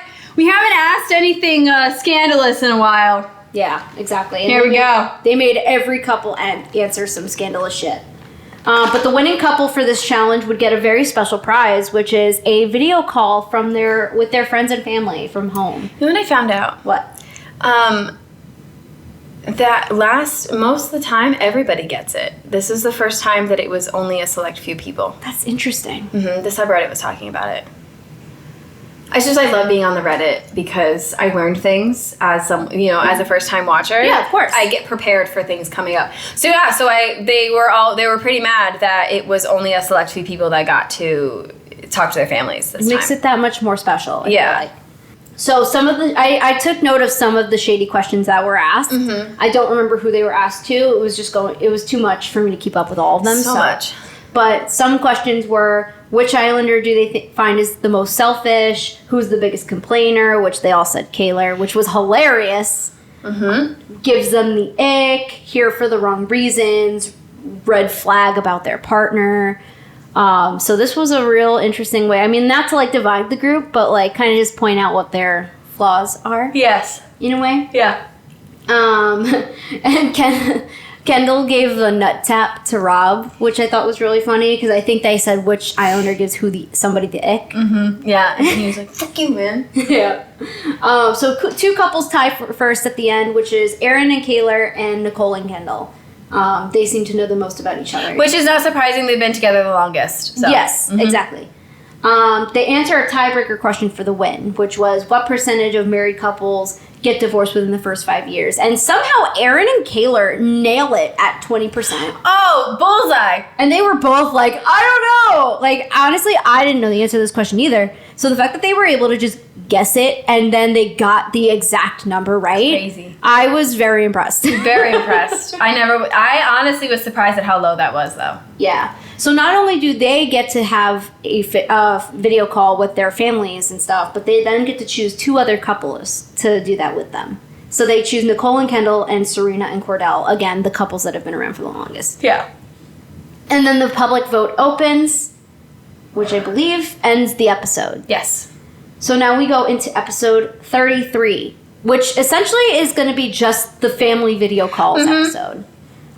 So they take the episode 33 from right after the challenge. Aaron is still not understanding how much he fucked up at Casa because he's already getting combative with Kaylor when Kaylor is just simply trying to be like, do not argue with my mom about what you did at Casa. He's so frustrating. And maybe this could have been like a producer-driven thing, but like, obviously we know now he didn't like bring up his mistakes at all in a way of like being defensive, but at the same time, like, it's not out of this world to believe that he will be. No, not at all. Because of how he's reacted when Kaylor's brought it up. Exactly. Like, all you have to do is validate that you hurt her feelings, bro. Exactly. So then they go to bedtime, and we talked about this when we went live the other day. So, because we went live after this episode, so if you haven't watched it, definitely go back. It's still on there. Watch that live that we went on when we talked about this episode. It was pretty fun. It's on It was YouTube. a fun time. Yeah. So if you're listening on like Spotify, Apple, iHeart, Amazon, any of the other platforms that we're streaming on, go pop over to YouTube and watch the live that we did. It was pretty fun. It was fun. We're going to do it again tomorrow. We are about to do it again tomorrow. By the time you watch this episode, though, it'll already be up. So Yes. go ahead and watch it if you didn't already. But I said, I'm fully convinced that everyone here in this villa is trying to fuck. Or is fucking at nighttime. And sure enough, the next day, we get confirmation from Cassie that she and Rob did it. You know what? I love this for Rob because the man has been horny since he stepped foot on the island and his snake finally got wrangled. Literally, yeah. Good for him. He finally met somebody that's as horny as he is. Oh, and literally, like, I love that she was literally like, no, I just wanted to have sex. Yeah, she didn't care. No, she was like, I was just horny as fuck. That's like the one thing that makes him seem like more of a match. Yeah. Kaylor gets a text. It's finally time for her to talk to her family. So she goes in there. She's going for a video chat. Her parents are adorable. Oh my God, so sweet. Her mom was very quick to mention Aaron's behavior at Casa. Also, side note, right before this episode too, like I think the day before is when those posts from Facebook came out from Kaylor's mom, basically just expressing her disapproval about Aaron and the behaviors that he had during Casa, how much her soul cries for Kaylor,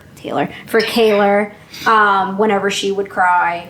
So, very interesting that these posts went live and then we finally get to like see her. Yeah. Her brother tells her to stop crying because everybody's talking about how much she cries. Yes. Her sister hates Aaron. Oh, that cracks me up so much. I don't like him. Reasonable. I don't like him. Literally, she's on screen for 2 seconds. She pops up, and the first thing out of her mouth is, I don't like him.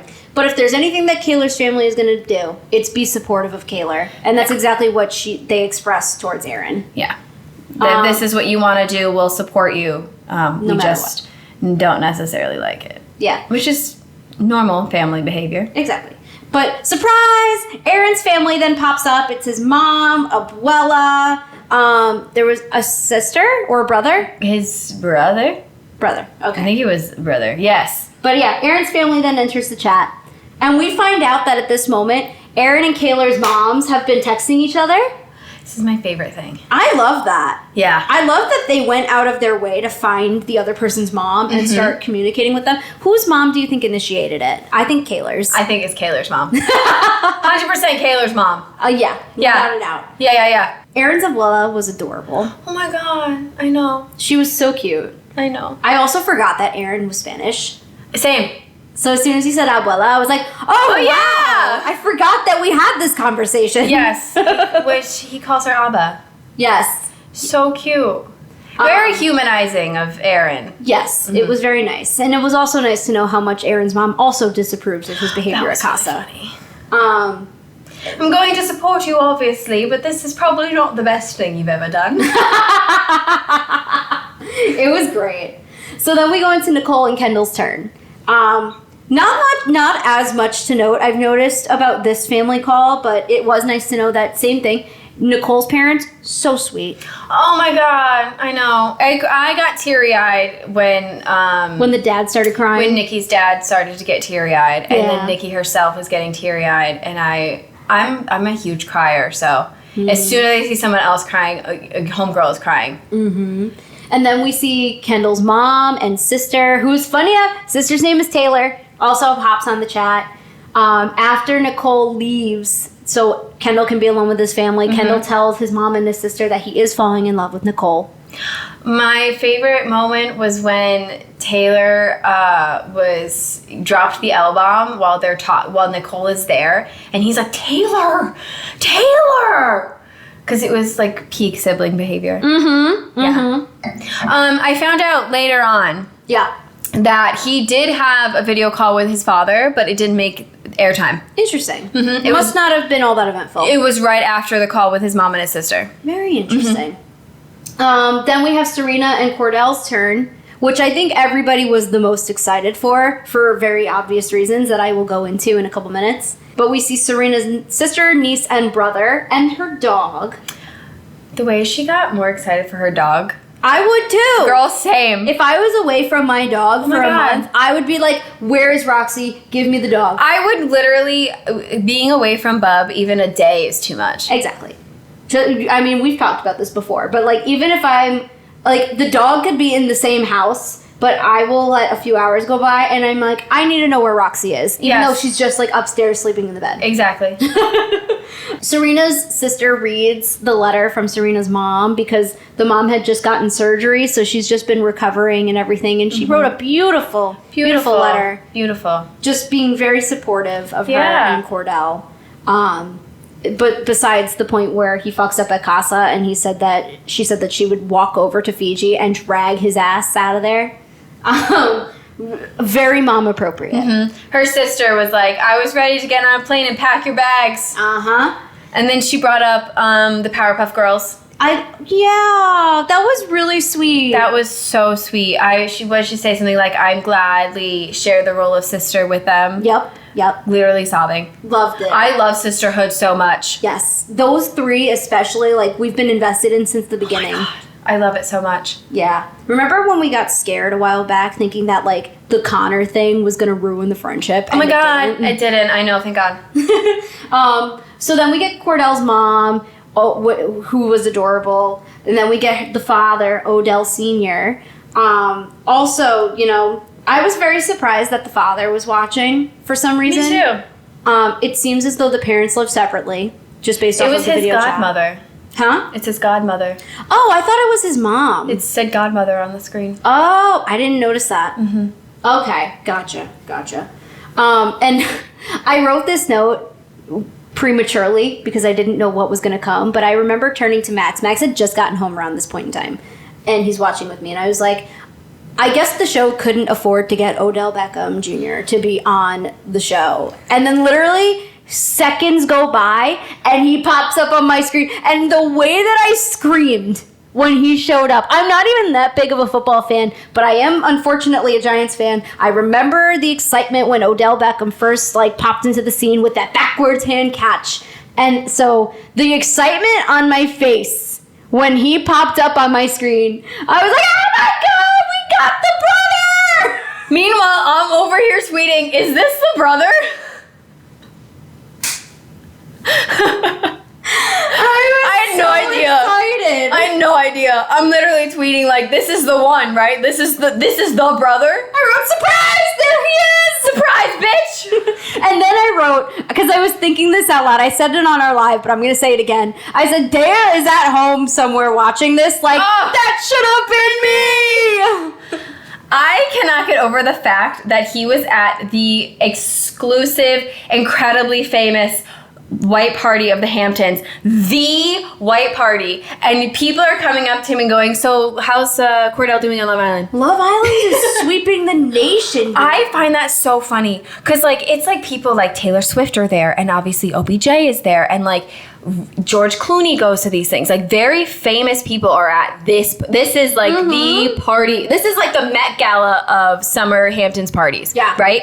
And the fact that these celebrities who we all deem godly almost, right, are talking about some plebeian shit, fucking Love Island.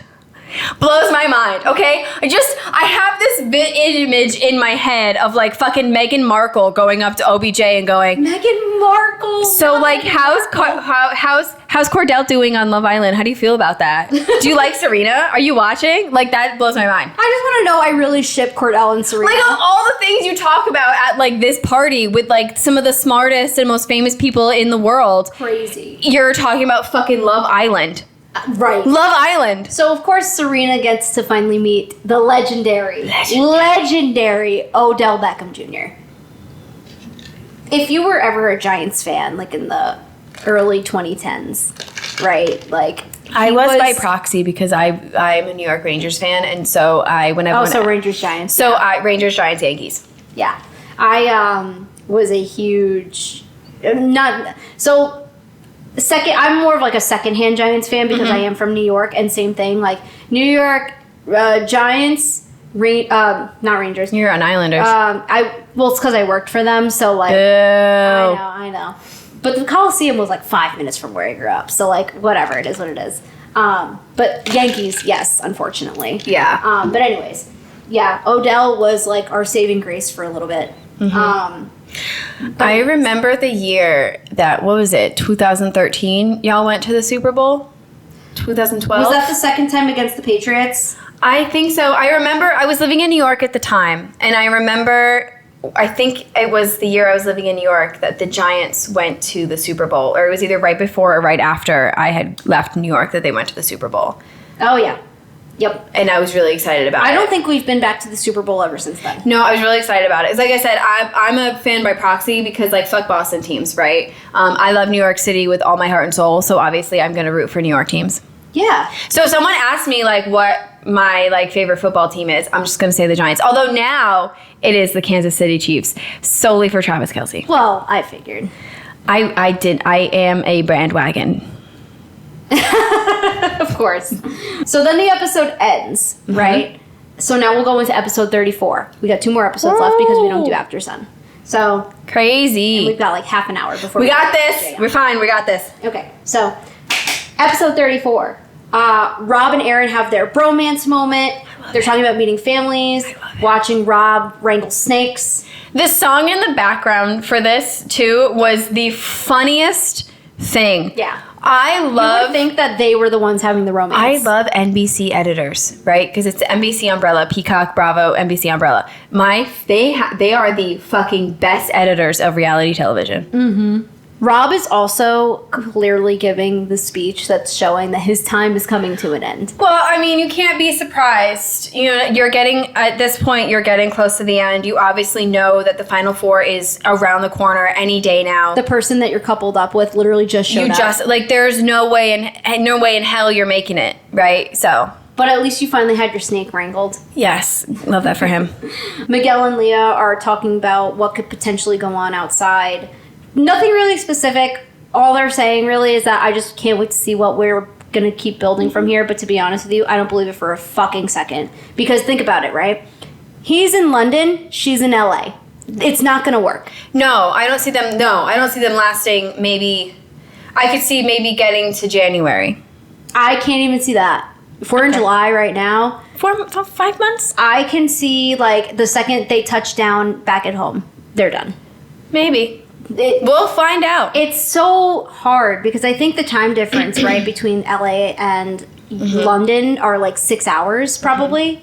Yeah, it's 6 hours. Yeah, so I cannot foresee it working out. No, I don't see the long distance ones working out. I think the only ones that I really see going the distance, maybe more than just in your life right now kind of thing, are Kanae and Sordell.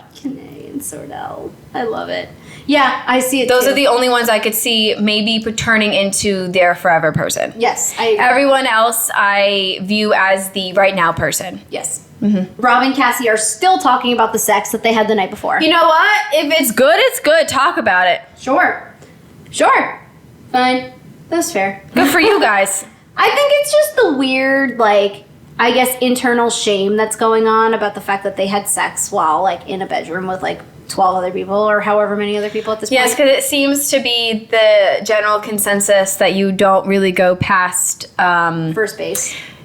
Or second base. Well, let's do it in the euphemism they use on the show. You don't go past dinner. Yeah. In the bedroom. Okay, so wait. I don't get the restaurant terms. Maybe it's because I'm really old. But, like... I'm older than you and I got it. I feel like I kind of sort of understand it, but I'm not fully... Like, I'm not as aware of restaurant terms as I am baseball terms. Okay, so think of it this way. I understand finger foods. Yes. I think I figured it out where dessert is... The full thing. The whole thing. Okay.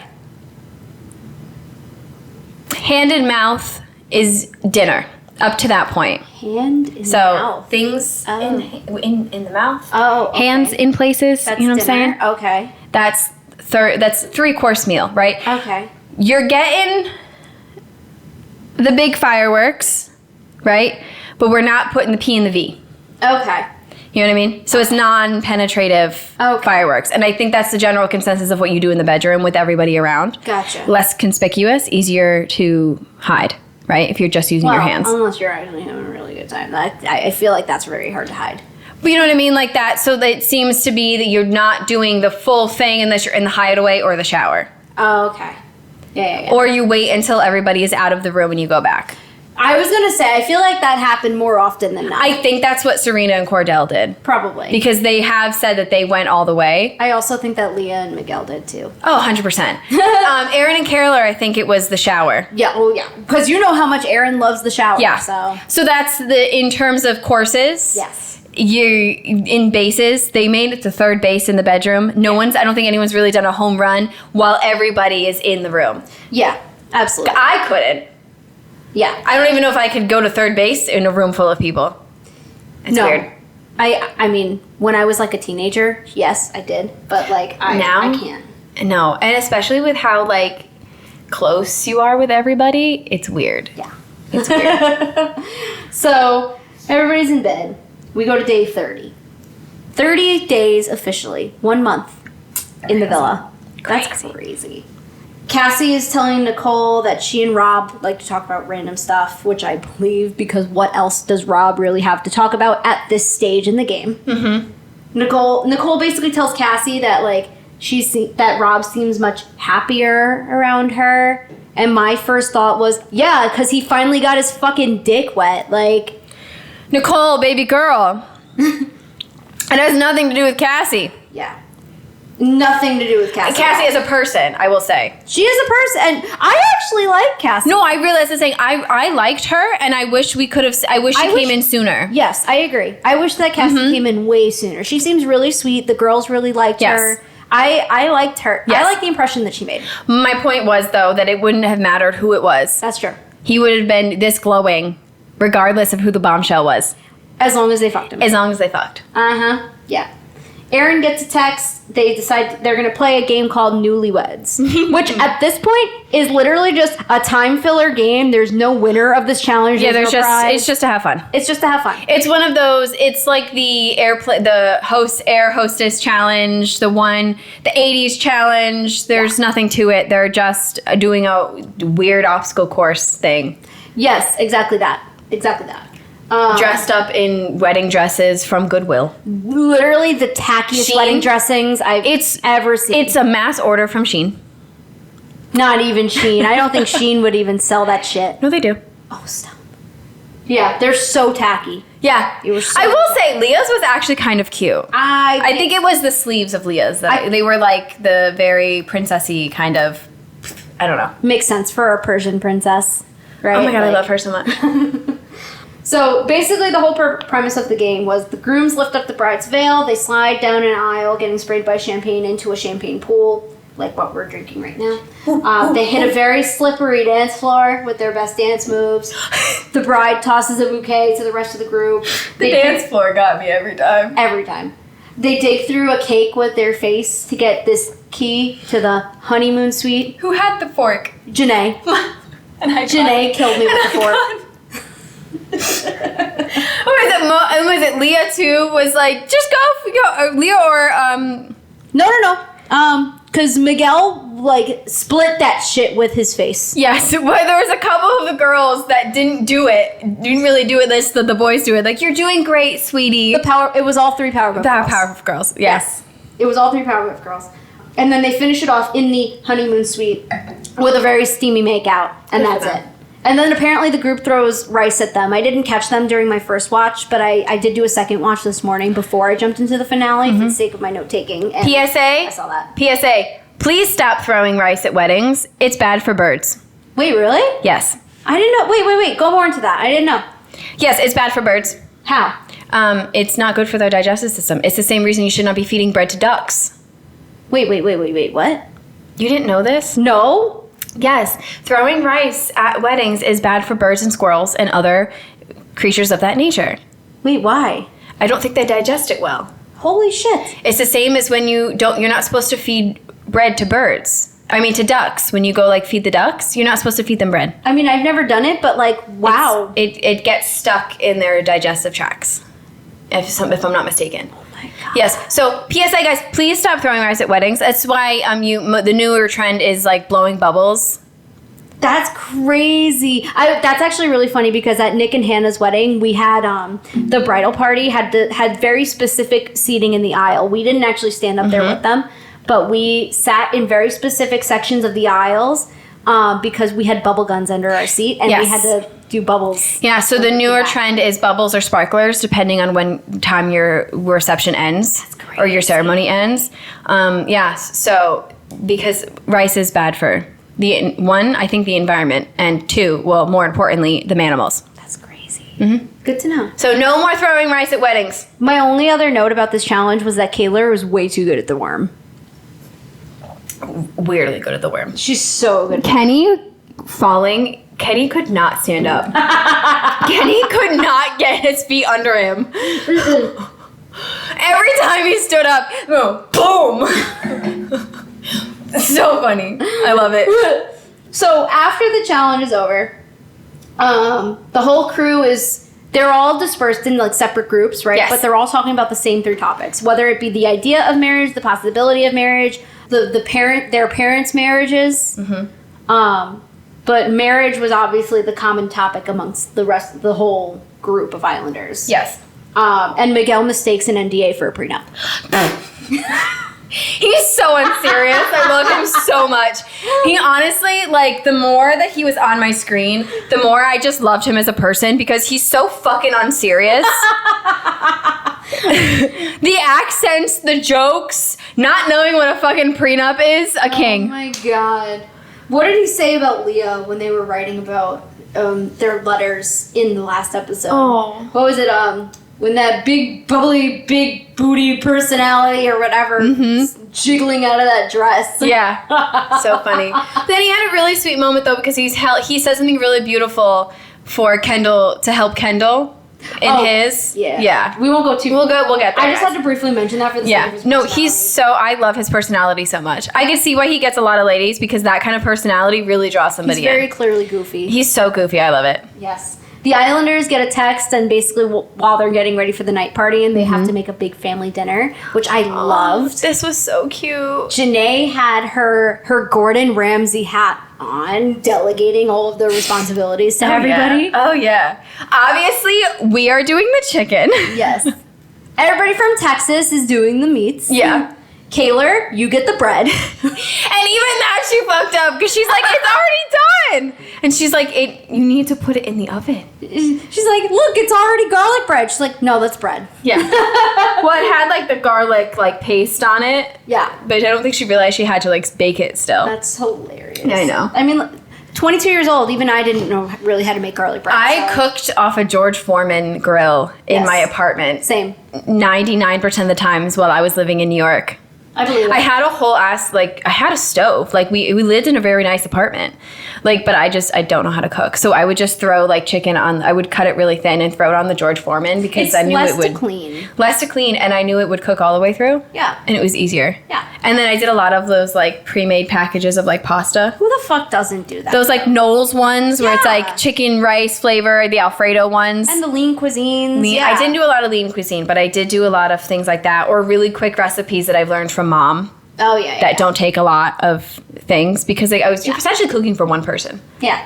Yeah. Makes sense.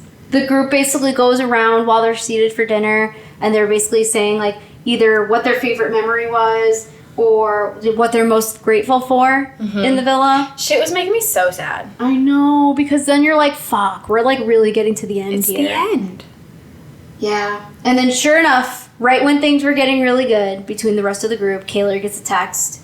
And it's time for the public vote dumping. Were you okay? Oh, I hiccuped and it hurt my neck. Oh, Jesus Christ. Yeah. I told you, I'm at mentally 32 and physically 87 this week. We get our final four, which is officially Janae and Kenny, Nicole and Kendall, Serena and Cordell, and Leah and Miguel. Much to everybody's surprise with Leah and Miguel. Yo, I couldn't lose. But honestly, when being compared to fucking Rob and Kaylor and Aaron, those three needed to go. This is like a peak top four because no matter who wins, you don't lose. Yeah. Because every couple, any of those couples winning, I would have been so happy. Yes. Like there's not one couple in there I'm like, if I lose, I'm gonna be so mad. I was like, honestly, I'm pretty happy with this Yes. top four. Like I think if Aaron and Kaylor got into the final four, I would have been like pissed. I would have been really annoyed. Because I'm like, damn, they have the potential to win and I fucking hate it. I feel like we know they wouldn't have won, but still, the idea that they could have, Ugh. yeah. Yeah. No, this is a final four where no matter what, it's fantastic. The end is great. I will also mention, I think that there has been some Nicole slander going on, and I want to put an end to it. I don't like it. Because apparently, Christina Coca, I love you. I'm sorry, but I know she posted this video. Apparently, Nicole made like a face, right? She wasn't excited to see the three girls that were surrounding her. But I don't think it had anything to do with Leah. I think it had everything to do with the fact that she was close with Kaylor, and now her friend is going home. Yes, because she's not part of the Powerpuff Girls. You would feel incredibly left out. Exactly. It doesn't mean that she's any less happy about the other girls that made it. But it's when you're the fourth wheel of a very tight clique like that, it's very isolating. Yes. Even if it is just for a day.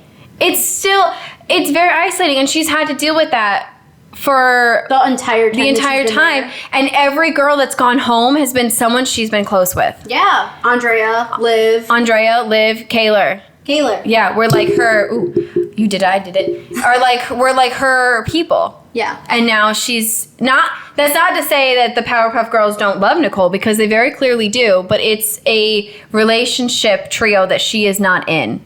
Yes. Yeah. Exactly. No, I don't take Nicole slander. So I don't think that Nicole was like butthurt about anybody staying there. I think she was just upset that her friend was leaving. Yes, Nicole is, I feel like she's an incredibly sweet person. Yes. Yeah. And she clearly gets along with the other three. Yes. I adore her. So end it. End it. I'll take the Kendall slander, because sometimes he does deserve it. Yes. But overall, as a couple, I don't really see why they get so much hate. Yes. But this wasn't to call out Christina Coca. I just remembered she made that video. But I still love her, and I love her content. So Yes, obviously. I will continue to love her. I just wanted to point that out. Yeah. No, Nicole gets a lot of slander on Reddit too, and I don't like it. She's hard to read sometimes. I don't know. I get it. Yeah. Yeah. Anyways, now we're on episode 36, the grand finale. The 2-hour-long finale that I literally just watched a few hours ago. She did. Yeah. She texted me, when you texted me last night, you're like, I'm on my way home. And at that point, I had it on, or I was just about to turn it on, and I saw the timestamp at the end. And that's why I texted you, maybe just do it tomorrow. Yeah, well, because I work a normal people job. And some days I would get out, and I work at night. So, like, some days I get out at 9. Some days I get out at midnight. So some days I'm capable of watching Love Island, like, from my work. Like, I'm able to just, like, take a moment to sit at my desk, watch Love Island while I'm doing other things. And I just personally was so tired yesterday that by the time I got out, I was just on my way home, and I was tired. I knew with your long drive, there was no way you were getting home, getting out of your work clothes, and then I knew the second you'd sit down, you were going to be out. Yeah. So you were not making it to 2-hour finale. I was. So sure enough, I went to bed. I woke up this morning. I was up pretty early because Max actually had to leave very early to go to work. That's why he's not here. I assumed he was working. Yes. And so I still managed to get up fairly early because I'm still an early bird at heart. Threw it on around like 6 a.m.-ish because I was just up. You know what's funny? In my head, you're like, I'm an early bird, and I'm like thinking, oh, yeah, like 9 o'clock's kind of early when you work late. And you're like, it was 6 a.m. Which is so weird. I mean, like, on a normal day when I am working, yeah, I'll stay sleeping until like about 9. Like, if I know I'm gonna work like a 1 to 9 or a 2 to 10 or a 4 to 12, you know, I'll sleep until 9. But today, for whatever reason, I'm off and I'm up till 6. Yeah. Yeah, so I was like, you know what? Sarah's coming at 11. That gives me enough time to, like, catch up on the last episode, watch the finale, shower, and be done with it. So I did. And, you know, I was crying the majority of the time. I have never cried. I tweeted this, too. A reality show about love has never made me cry more than this one. I was living for... I went back before you came, and I was reading your tweets now that I finally knew what happened.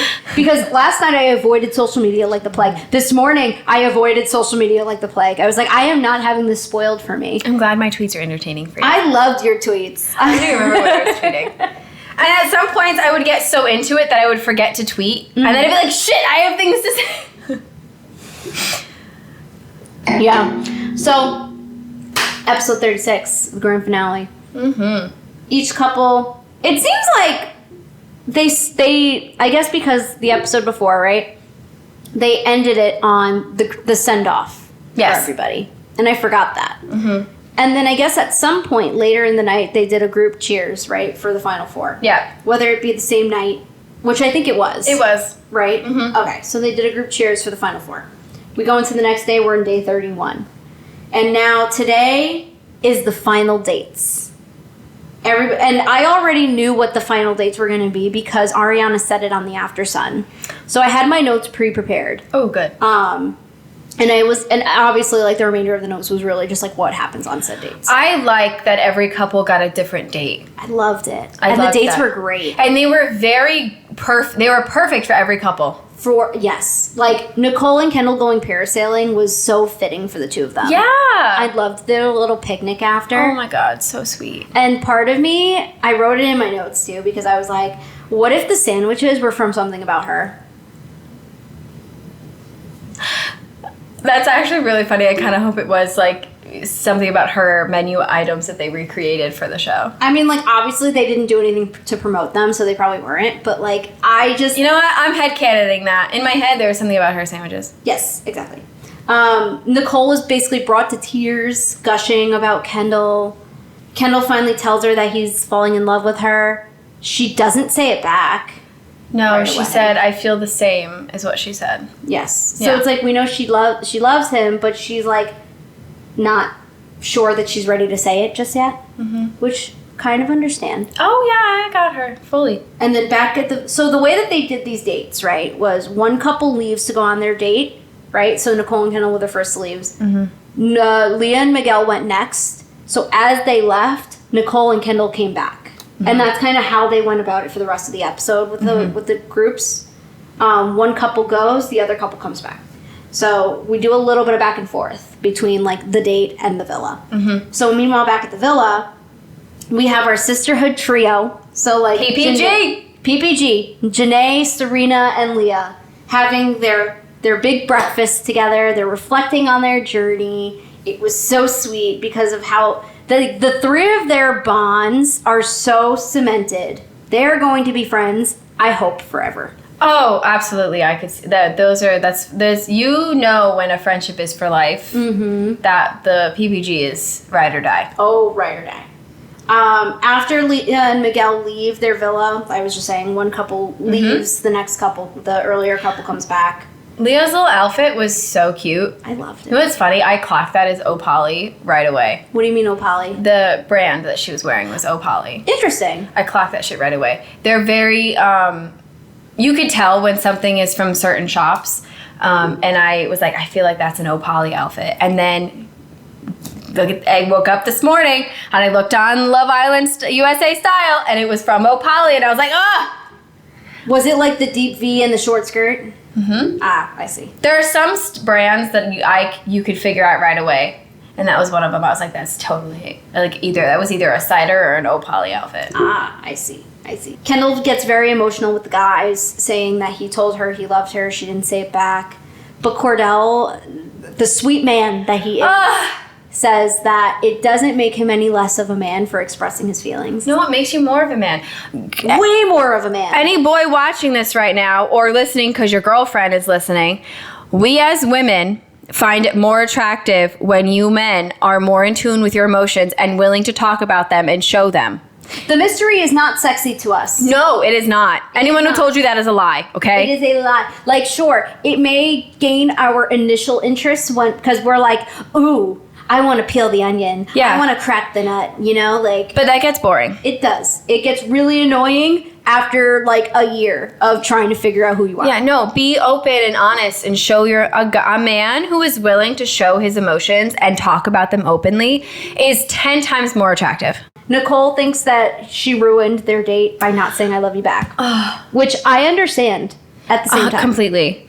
I have to say, it was, as a slow burner, right, and someone I'm very closed off with being open about my own feelings, it was so heartwarming to see that Kendall wasn't mad.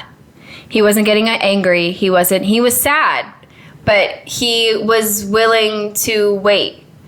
And, he talked to the boys about it and even the other boys were none of them talked down to Nicole about it or made her out to be the villain. And that was such a great thing to see because it really could have been the opposite reaction. It could have been. And Kendall could have snapped. And the fact that Kendall recognized that she said she felt the same, but the words are so loaded that he was like receptive of that was. Don't judge me for what I'm not judging you. Was really wonderful. And then the girls being so reassuring to Nicole too. Yes. Was like. That was really sweet. It was so sweet because she's like sobbing, thinking she ruined the date, and they're like, "You didn't." Yes. Oh my God, I love you so much. You're my favorite person. I'm just testing it out and seeing what could happen. Leah and Miguel have their final date, which I loved. ATVing, and they basically go up a really windy road, and they make their way up to like a little charcuterie table with some champagne. Oh my God. He put her helmet on. This is little, okay, I am a sucker for little moments, right? Little cute moments of affection that are just, like when he put her helmet on, he did little tap, fucking cute as shit. I loved how happy Leah got too when they saw the wild horses. Oh my God, yes. Which is crazy. You don't see wild horses really anywhere. No, Fiji's fucking stunning, bro. Fiji's beautiful. Fiji is stunning. I want to go so bad. So bad. Bucket list. Apparently you can like tour the villa. Wait, shut the fuck up. I saw a TikTok of people in the villa, of like touring the villa. And then someone asked where the contestants were, where our cast was. And they were like, oh, they were off eating lunch. So they must have been like on a filming break.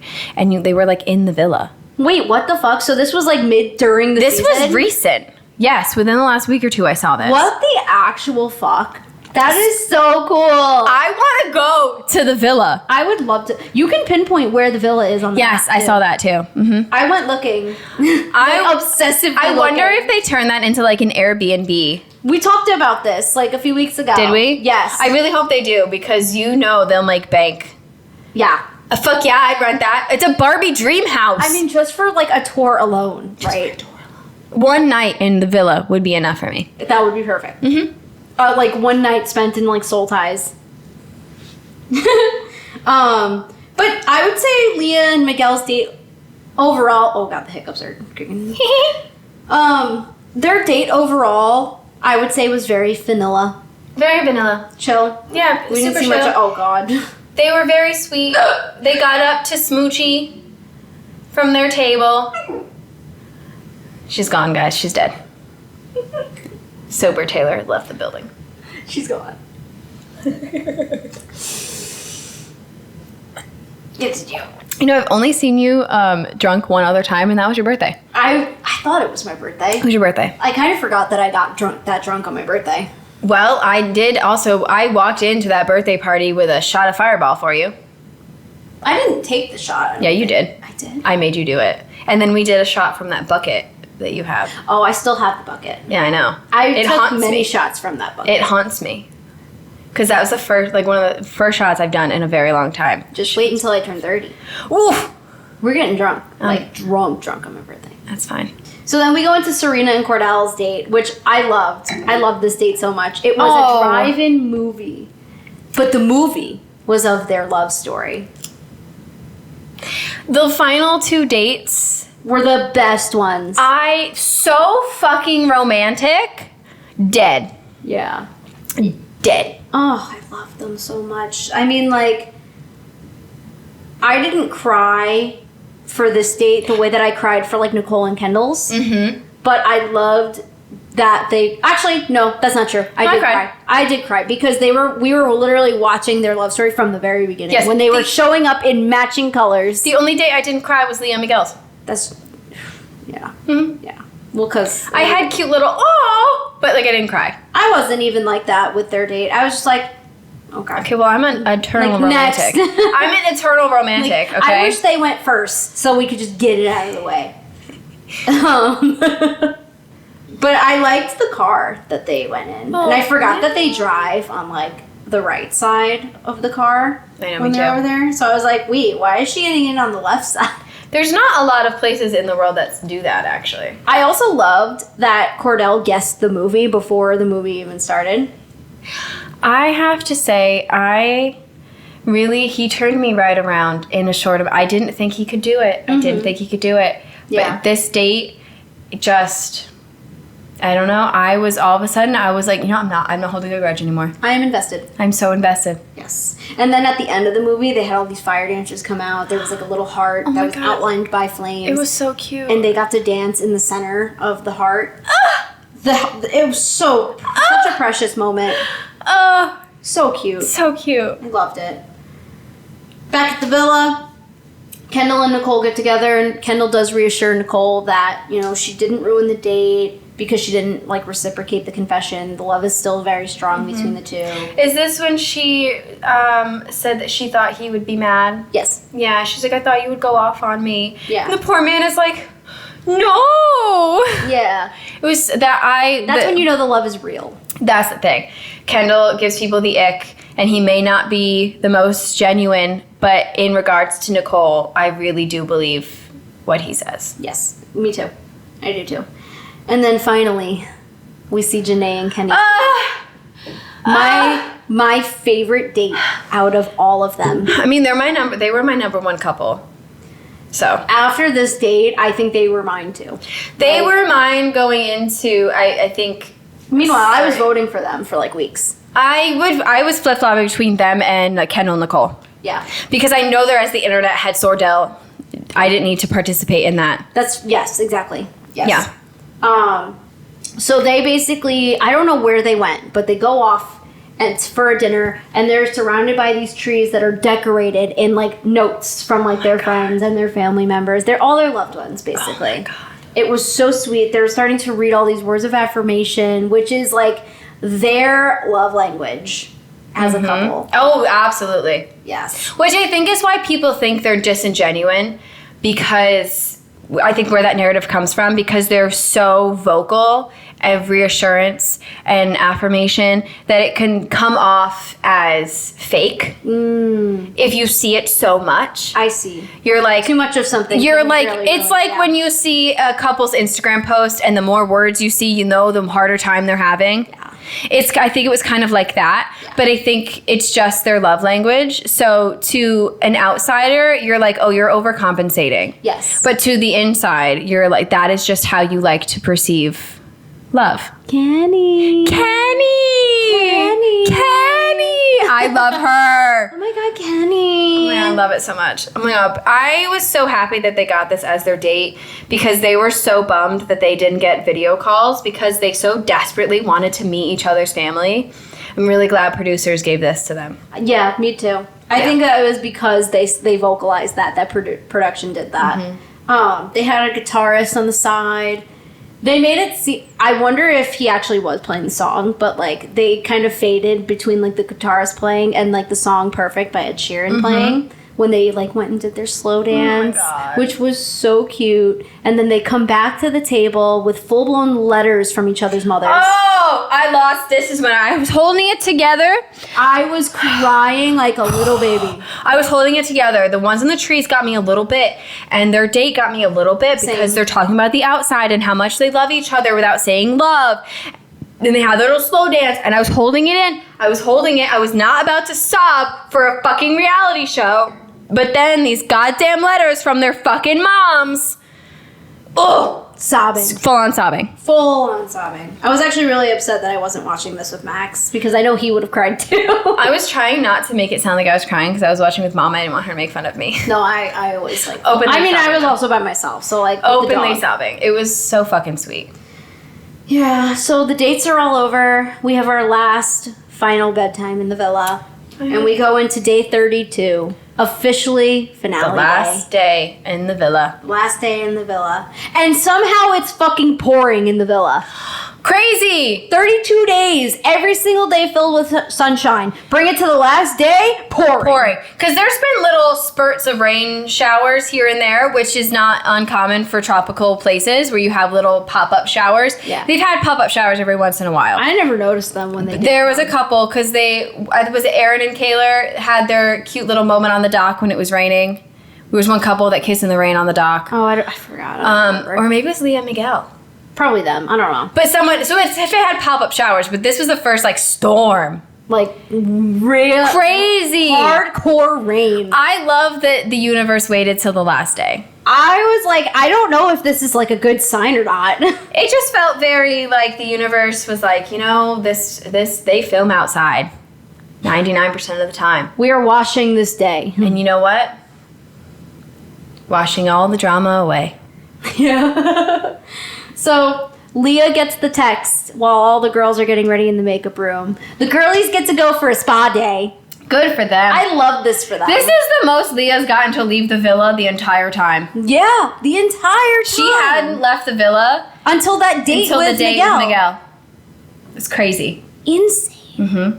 So they're getting wined and dined here with massages, back massages, leg massages, full on foot reflexology.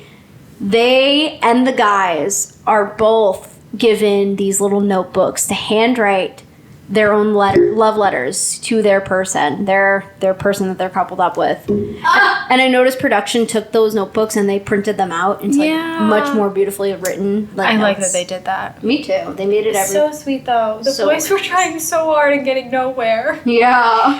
Kendall cracked me up though because they'd be like, Kenny, how do you already have a whole page? I know. And he's like, I don't know, man. Just speaking from the heart. He's like, I'm just talking about what I like about her, what I'm gonna miss about her. And then the Miguel goes, Kenny, what do you have?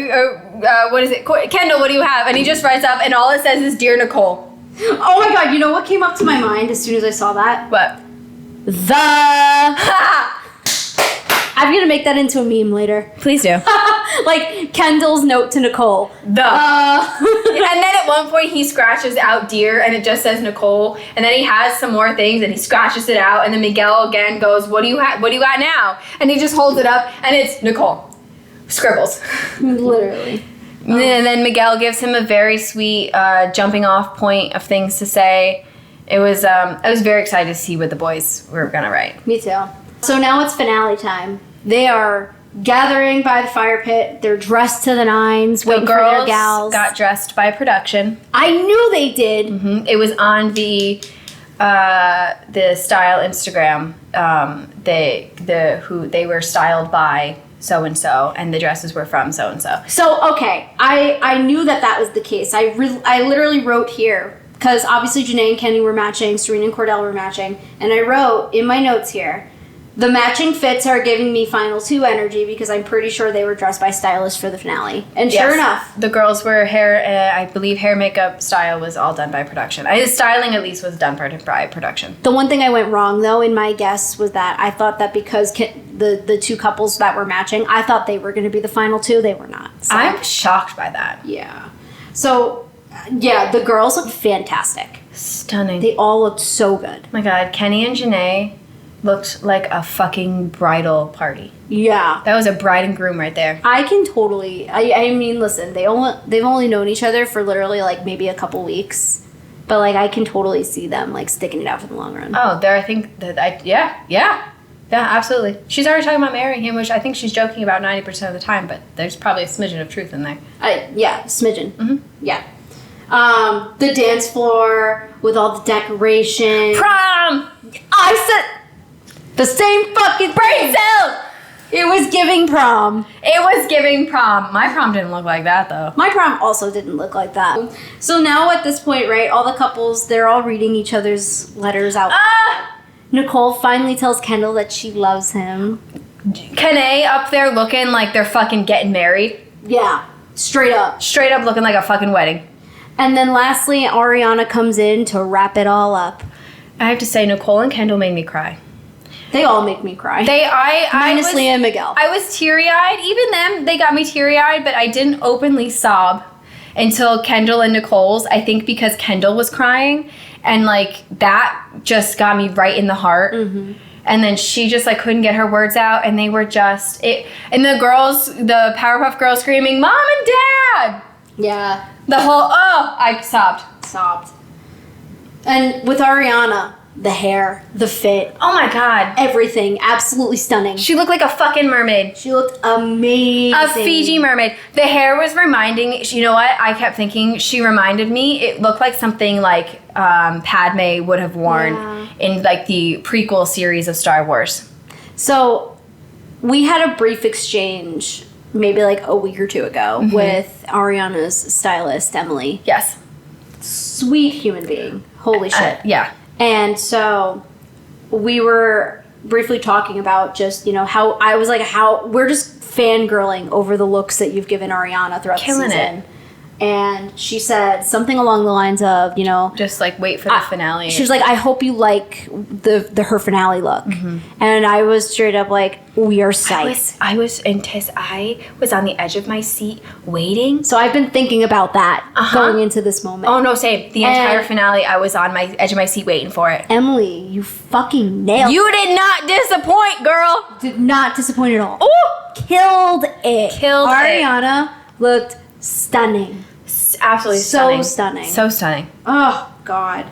So they gather at the fire pit one last time, and they stand in their little heart-shaped podiums. Mm-hmm. And so in fourth place, we have Nicole and Kendall. Shocked by that. Was actually very shocked by that. I thought that they would have done better. Yeah. In third place, even more shocking, Janae and Kenny. Oh, wild. So now it's between Serena and Cordell and Leah and Miguel. And sure enough, for the win, we have Serena and Cordell as the winners of Love Island. I clocked that shit. From a mile away. A mile away. Yeah. As soon as I was looking at the polls this last week, I knew it. I knew it right away. So, but it's not over, right? No. Serena and Cordell won, but the game is not over yet. No. Because there's still money involved. So now the question becomes, right, will they choose love or money? Mm-hmm. And I didn't think they were going to do it in the same exact way that I once explained from years ago, from that, like, one time that I watched Love Island, even though I don't necessarily count it. Yeah. But this time around, I think was a little boring. But it was. Especially compared to that one time. But Serena and Cordell have to choose an envelope, one of which will contain the $100,000, the other one will have nothing. Cordell somehow is the one who picks the $100,000. And you know what I thought of in that moment? I'm like, Cordell is probably the one who needs the money the least. And he somehow picks the $100,000 envelope. This is the moment that I got scared. Yeah. I got scared. For a brief moment, I doubted him. Yeah. For a brief moment, I doubted him. But sure enough, he does decide that he's going to split the money. Yes. And now both he and Serena are going home with $50,000. I know. Which is kind of life-changing. Yeah. It would change my life. That's true. Yeah. Woo! Honestly, I feel like it would change mine too a little bit. A little bit. At least for the immediate future, yeah. Future. That's true. That's true. A lot of debts can be cleared off with $50K. Yeah. And that's it. Ariana then leaves us with the fact that there will be a reunion on August 19th. Okay. Aside from my excitement of that, my first thought was, is she going to host? And then my second thought... It sounds like she will. And then my second thought was, somebody console Sheena, because it's always been her dream. Do you not remember, what was it, season 3 reunion where she was talking about to Andy? She goes, I've always said I wanted to take your job when you're ready to retire. Shut the fuck up. She said it on a finale, when you wanted to retire, I'm willing to take your job. She has I have my degree in broadcast journalism. I've been an actor, I've been a singer, but ultimately I'd like to host, and when you're ready to retire, I'll take your job. So you reminded me. Oh. There was an episode of After Sun. Mm-hmm. I want to say it may have been either the episode that Katie was in or the one before that. But somebody who was a Love Island alum mentioned the term good as gold. And there was zero mention of Sheena. Ha! Zero. That's funny. But yeah, my immediate thought last night was, she's hosting. And then, someone's going to die of jealousy. Check on Sheena. I don't give a fuck about Sheena. No, I don't either. But I check her pulse. Yeah, check her pulse. So, and then the group celebrates the end of the journey by jumping in the pool. I loved it. And Love Island, just like that, has come to an end. The sun has set. The time on the island is over. Everybody must pack their bags and go home. There is no after sun. There is no more challenges. It is over. And then we see just Instagram stories. I mean, now that the finale is aired, everybody finally gets their phone back. Well, when the finale aired, it was 2 p.m. in Fiji. Ah, interesting. Yes, I looked it up. And then, what's it called? Kayla and Aaron were still in the hotel, too, by the way, because they end up flying back with Leah. Mm-hmm. The chicks in the office who were on After Sun on Saturday... They were also at the airport with them. What a packed flight back to the U.S. Everybody was practically together coming back. Mm-hmm. Which was crazy, but interesting. Yeah. We do have tea to talk about, but honestly, we'll save it for the live. We'll save it for tomorrow. Like I said, by the time you're watching this episode, it will already have happened. Mm-hmm. So if you haven't watched our live from like post finale and the tea that was brewing after the finale, Go back and watch it because I think that we're a good time. It hasn't happened yet, but I'm sure it was a lot of fun. I mean, we're a hoot. We're a hoot. Yeah. We're a hoot, edited or unedited. I was just going to say, and it'll be live. There won't be any edits being made to that episode. No. So you're going to catch us in like our genuine form. Yeah. Yeah. So there's that. It'll be a blast. So thank you guys. If you've made it this far, I know I didn't say it in the beginning, but you know me by now. I always forget. But check us out on, our YouTube. If you're not listening on YouTube, stream us anywhere that you get your podcasts. Follow us on Instagram, on TikTok, and now X. We are now on Twitter. X. Fuck Elon Musk. It's Twitter. Oh my God. X, formerly known as Twitter. I know. I once was loyal to the Twitter. But also, we do have a Patreon that eventually we are going to have unseen footage on there. We've been asked to talk about our private exchange with Tom Sandoval's girlfriend, Victoria Lee, in the great blocking that she and him did. By the way, guys, Tom Sandoval blocked us on Instagram. Yeah. And it's all because of Victoria Lee. It's because of Victoria Lee. It is 100% because of Victoria Lee, because of the exchange that she and I have had on our DMs. I went into our DMs and I read it, and I fucking died. I will not talk about it publicly. No. However, if by any chance we do happen to have, people joining our Patreon, paying the minimum membership, which is $5 a month, and, just giving us some time to, decide whether or not this is worth talking about. I think that if we have enough people on our Patreon, we're going to go into it and we're going to talk about it. We will expose the DMs. However, on a private platform, not to be put out publicly, but this will only be for the exclusive people that are really that interested in knowing. Yes. If you're interested, join the Patreon. We are Pumped Up Tea. If not, understand, we're going to keep it to ourselves. It was a good time, though. It brought me a lot of joy and hilarity. I was at work when this was happening. I was just about to start a show because I cover shows sometimes for social media.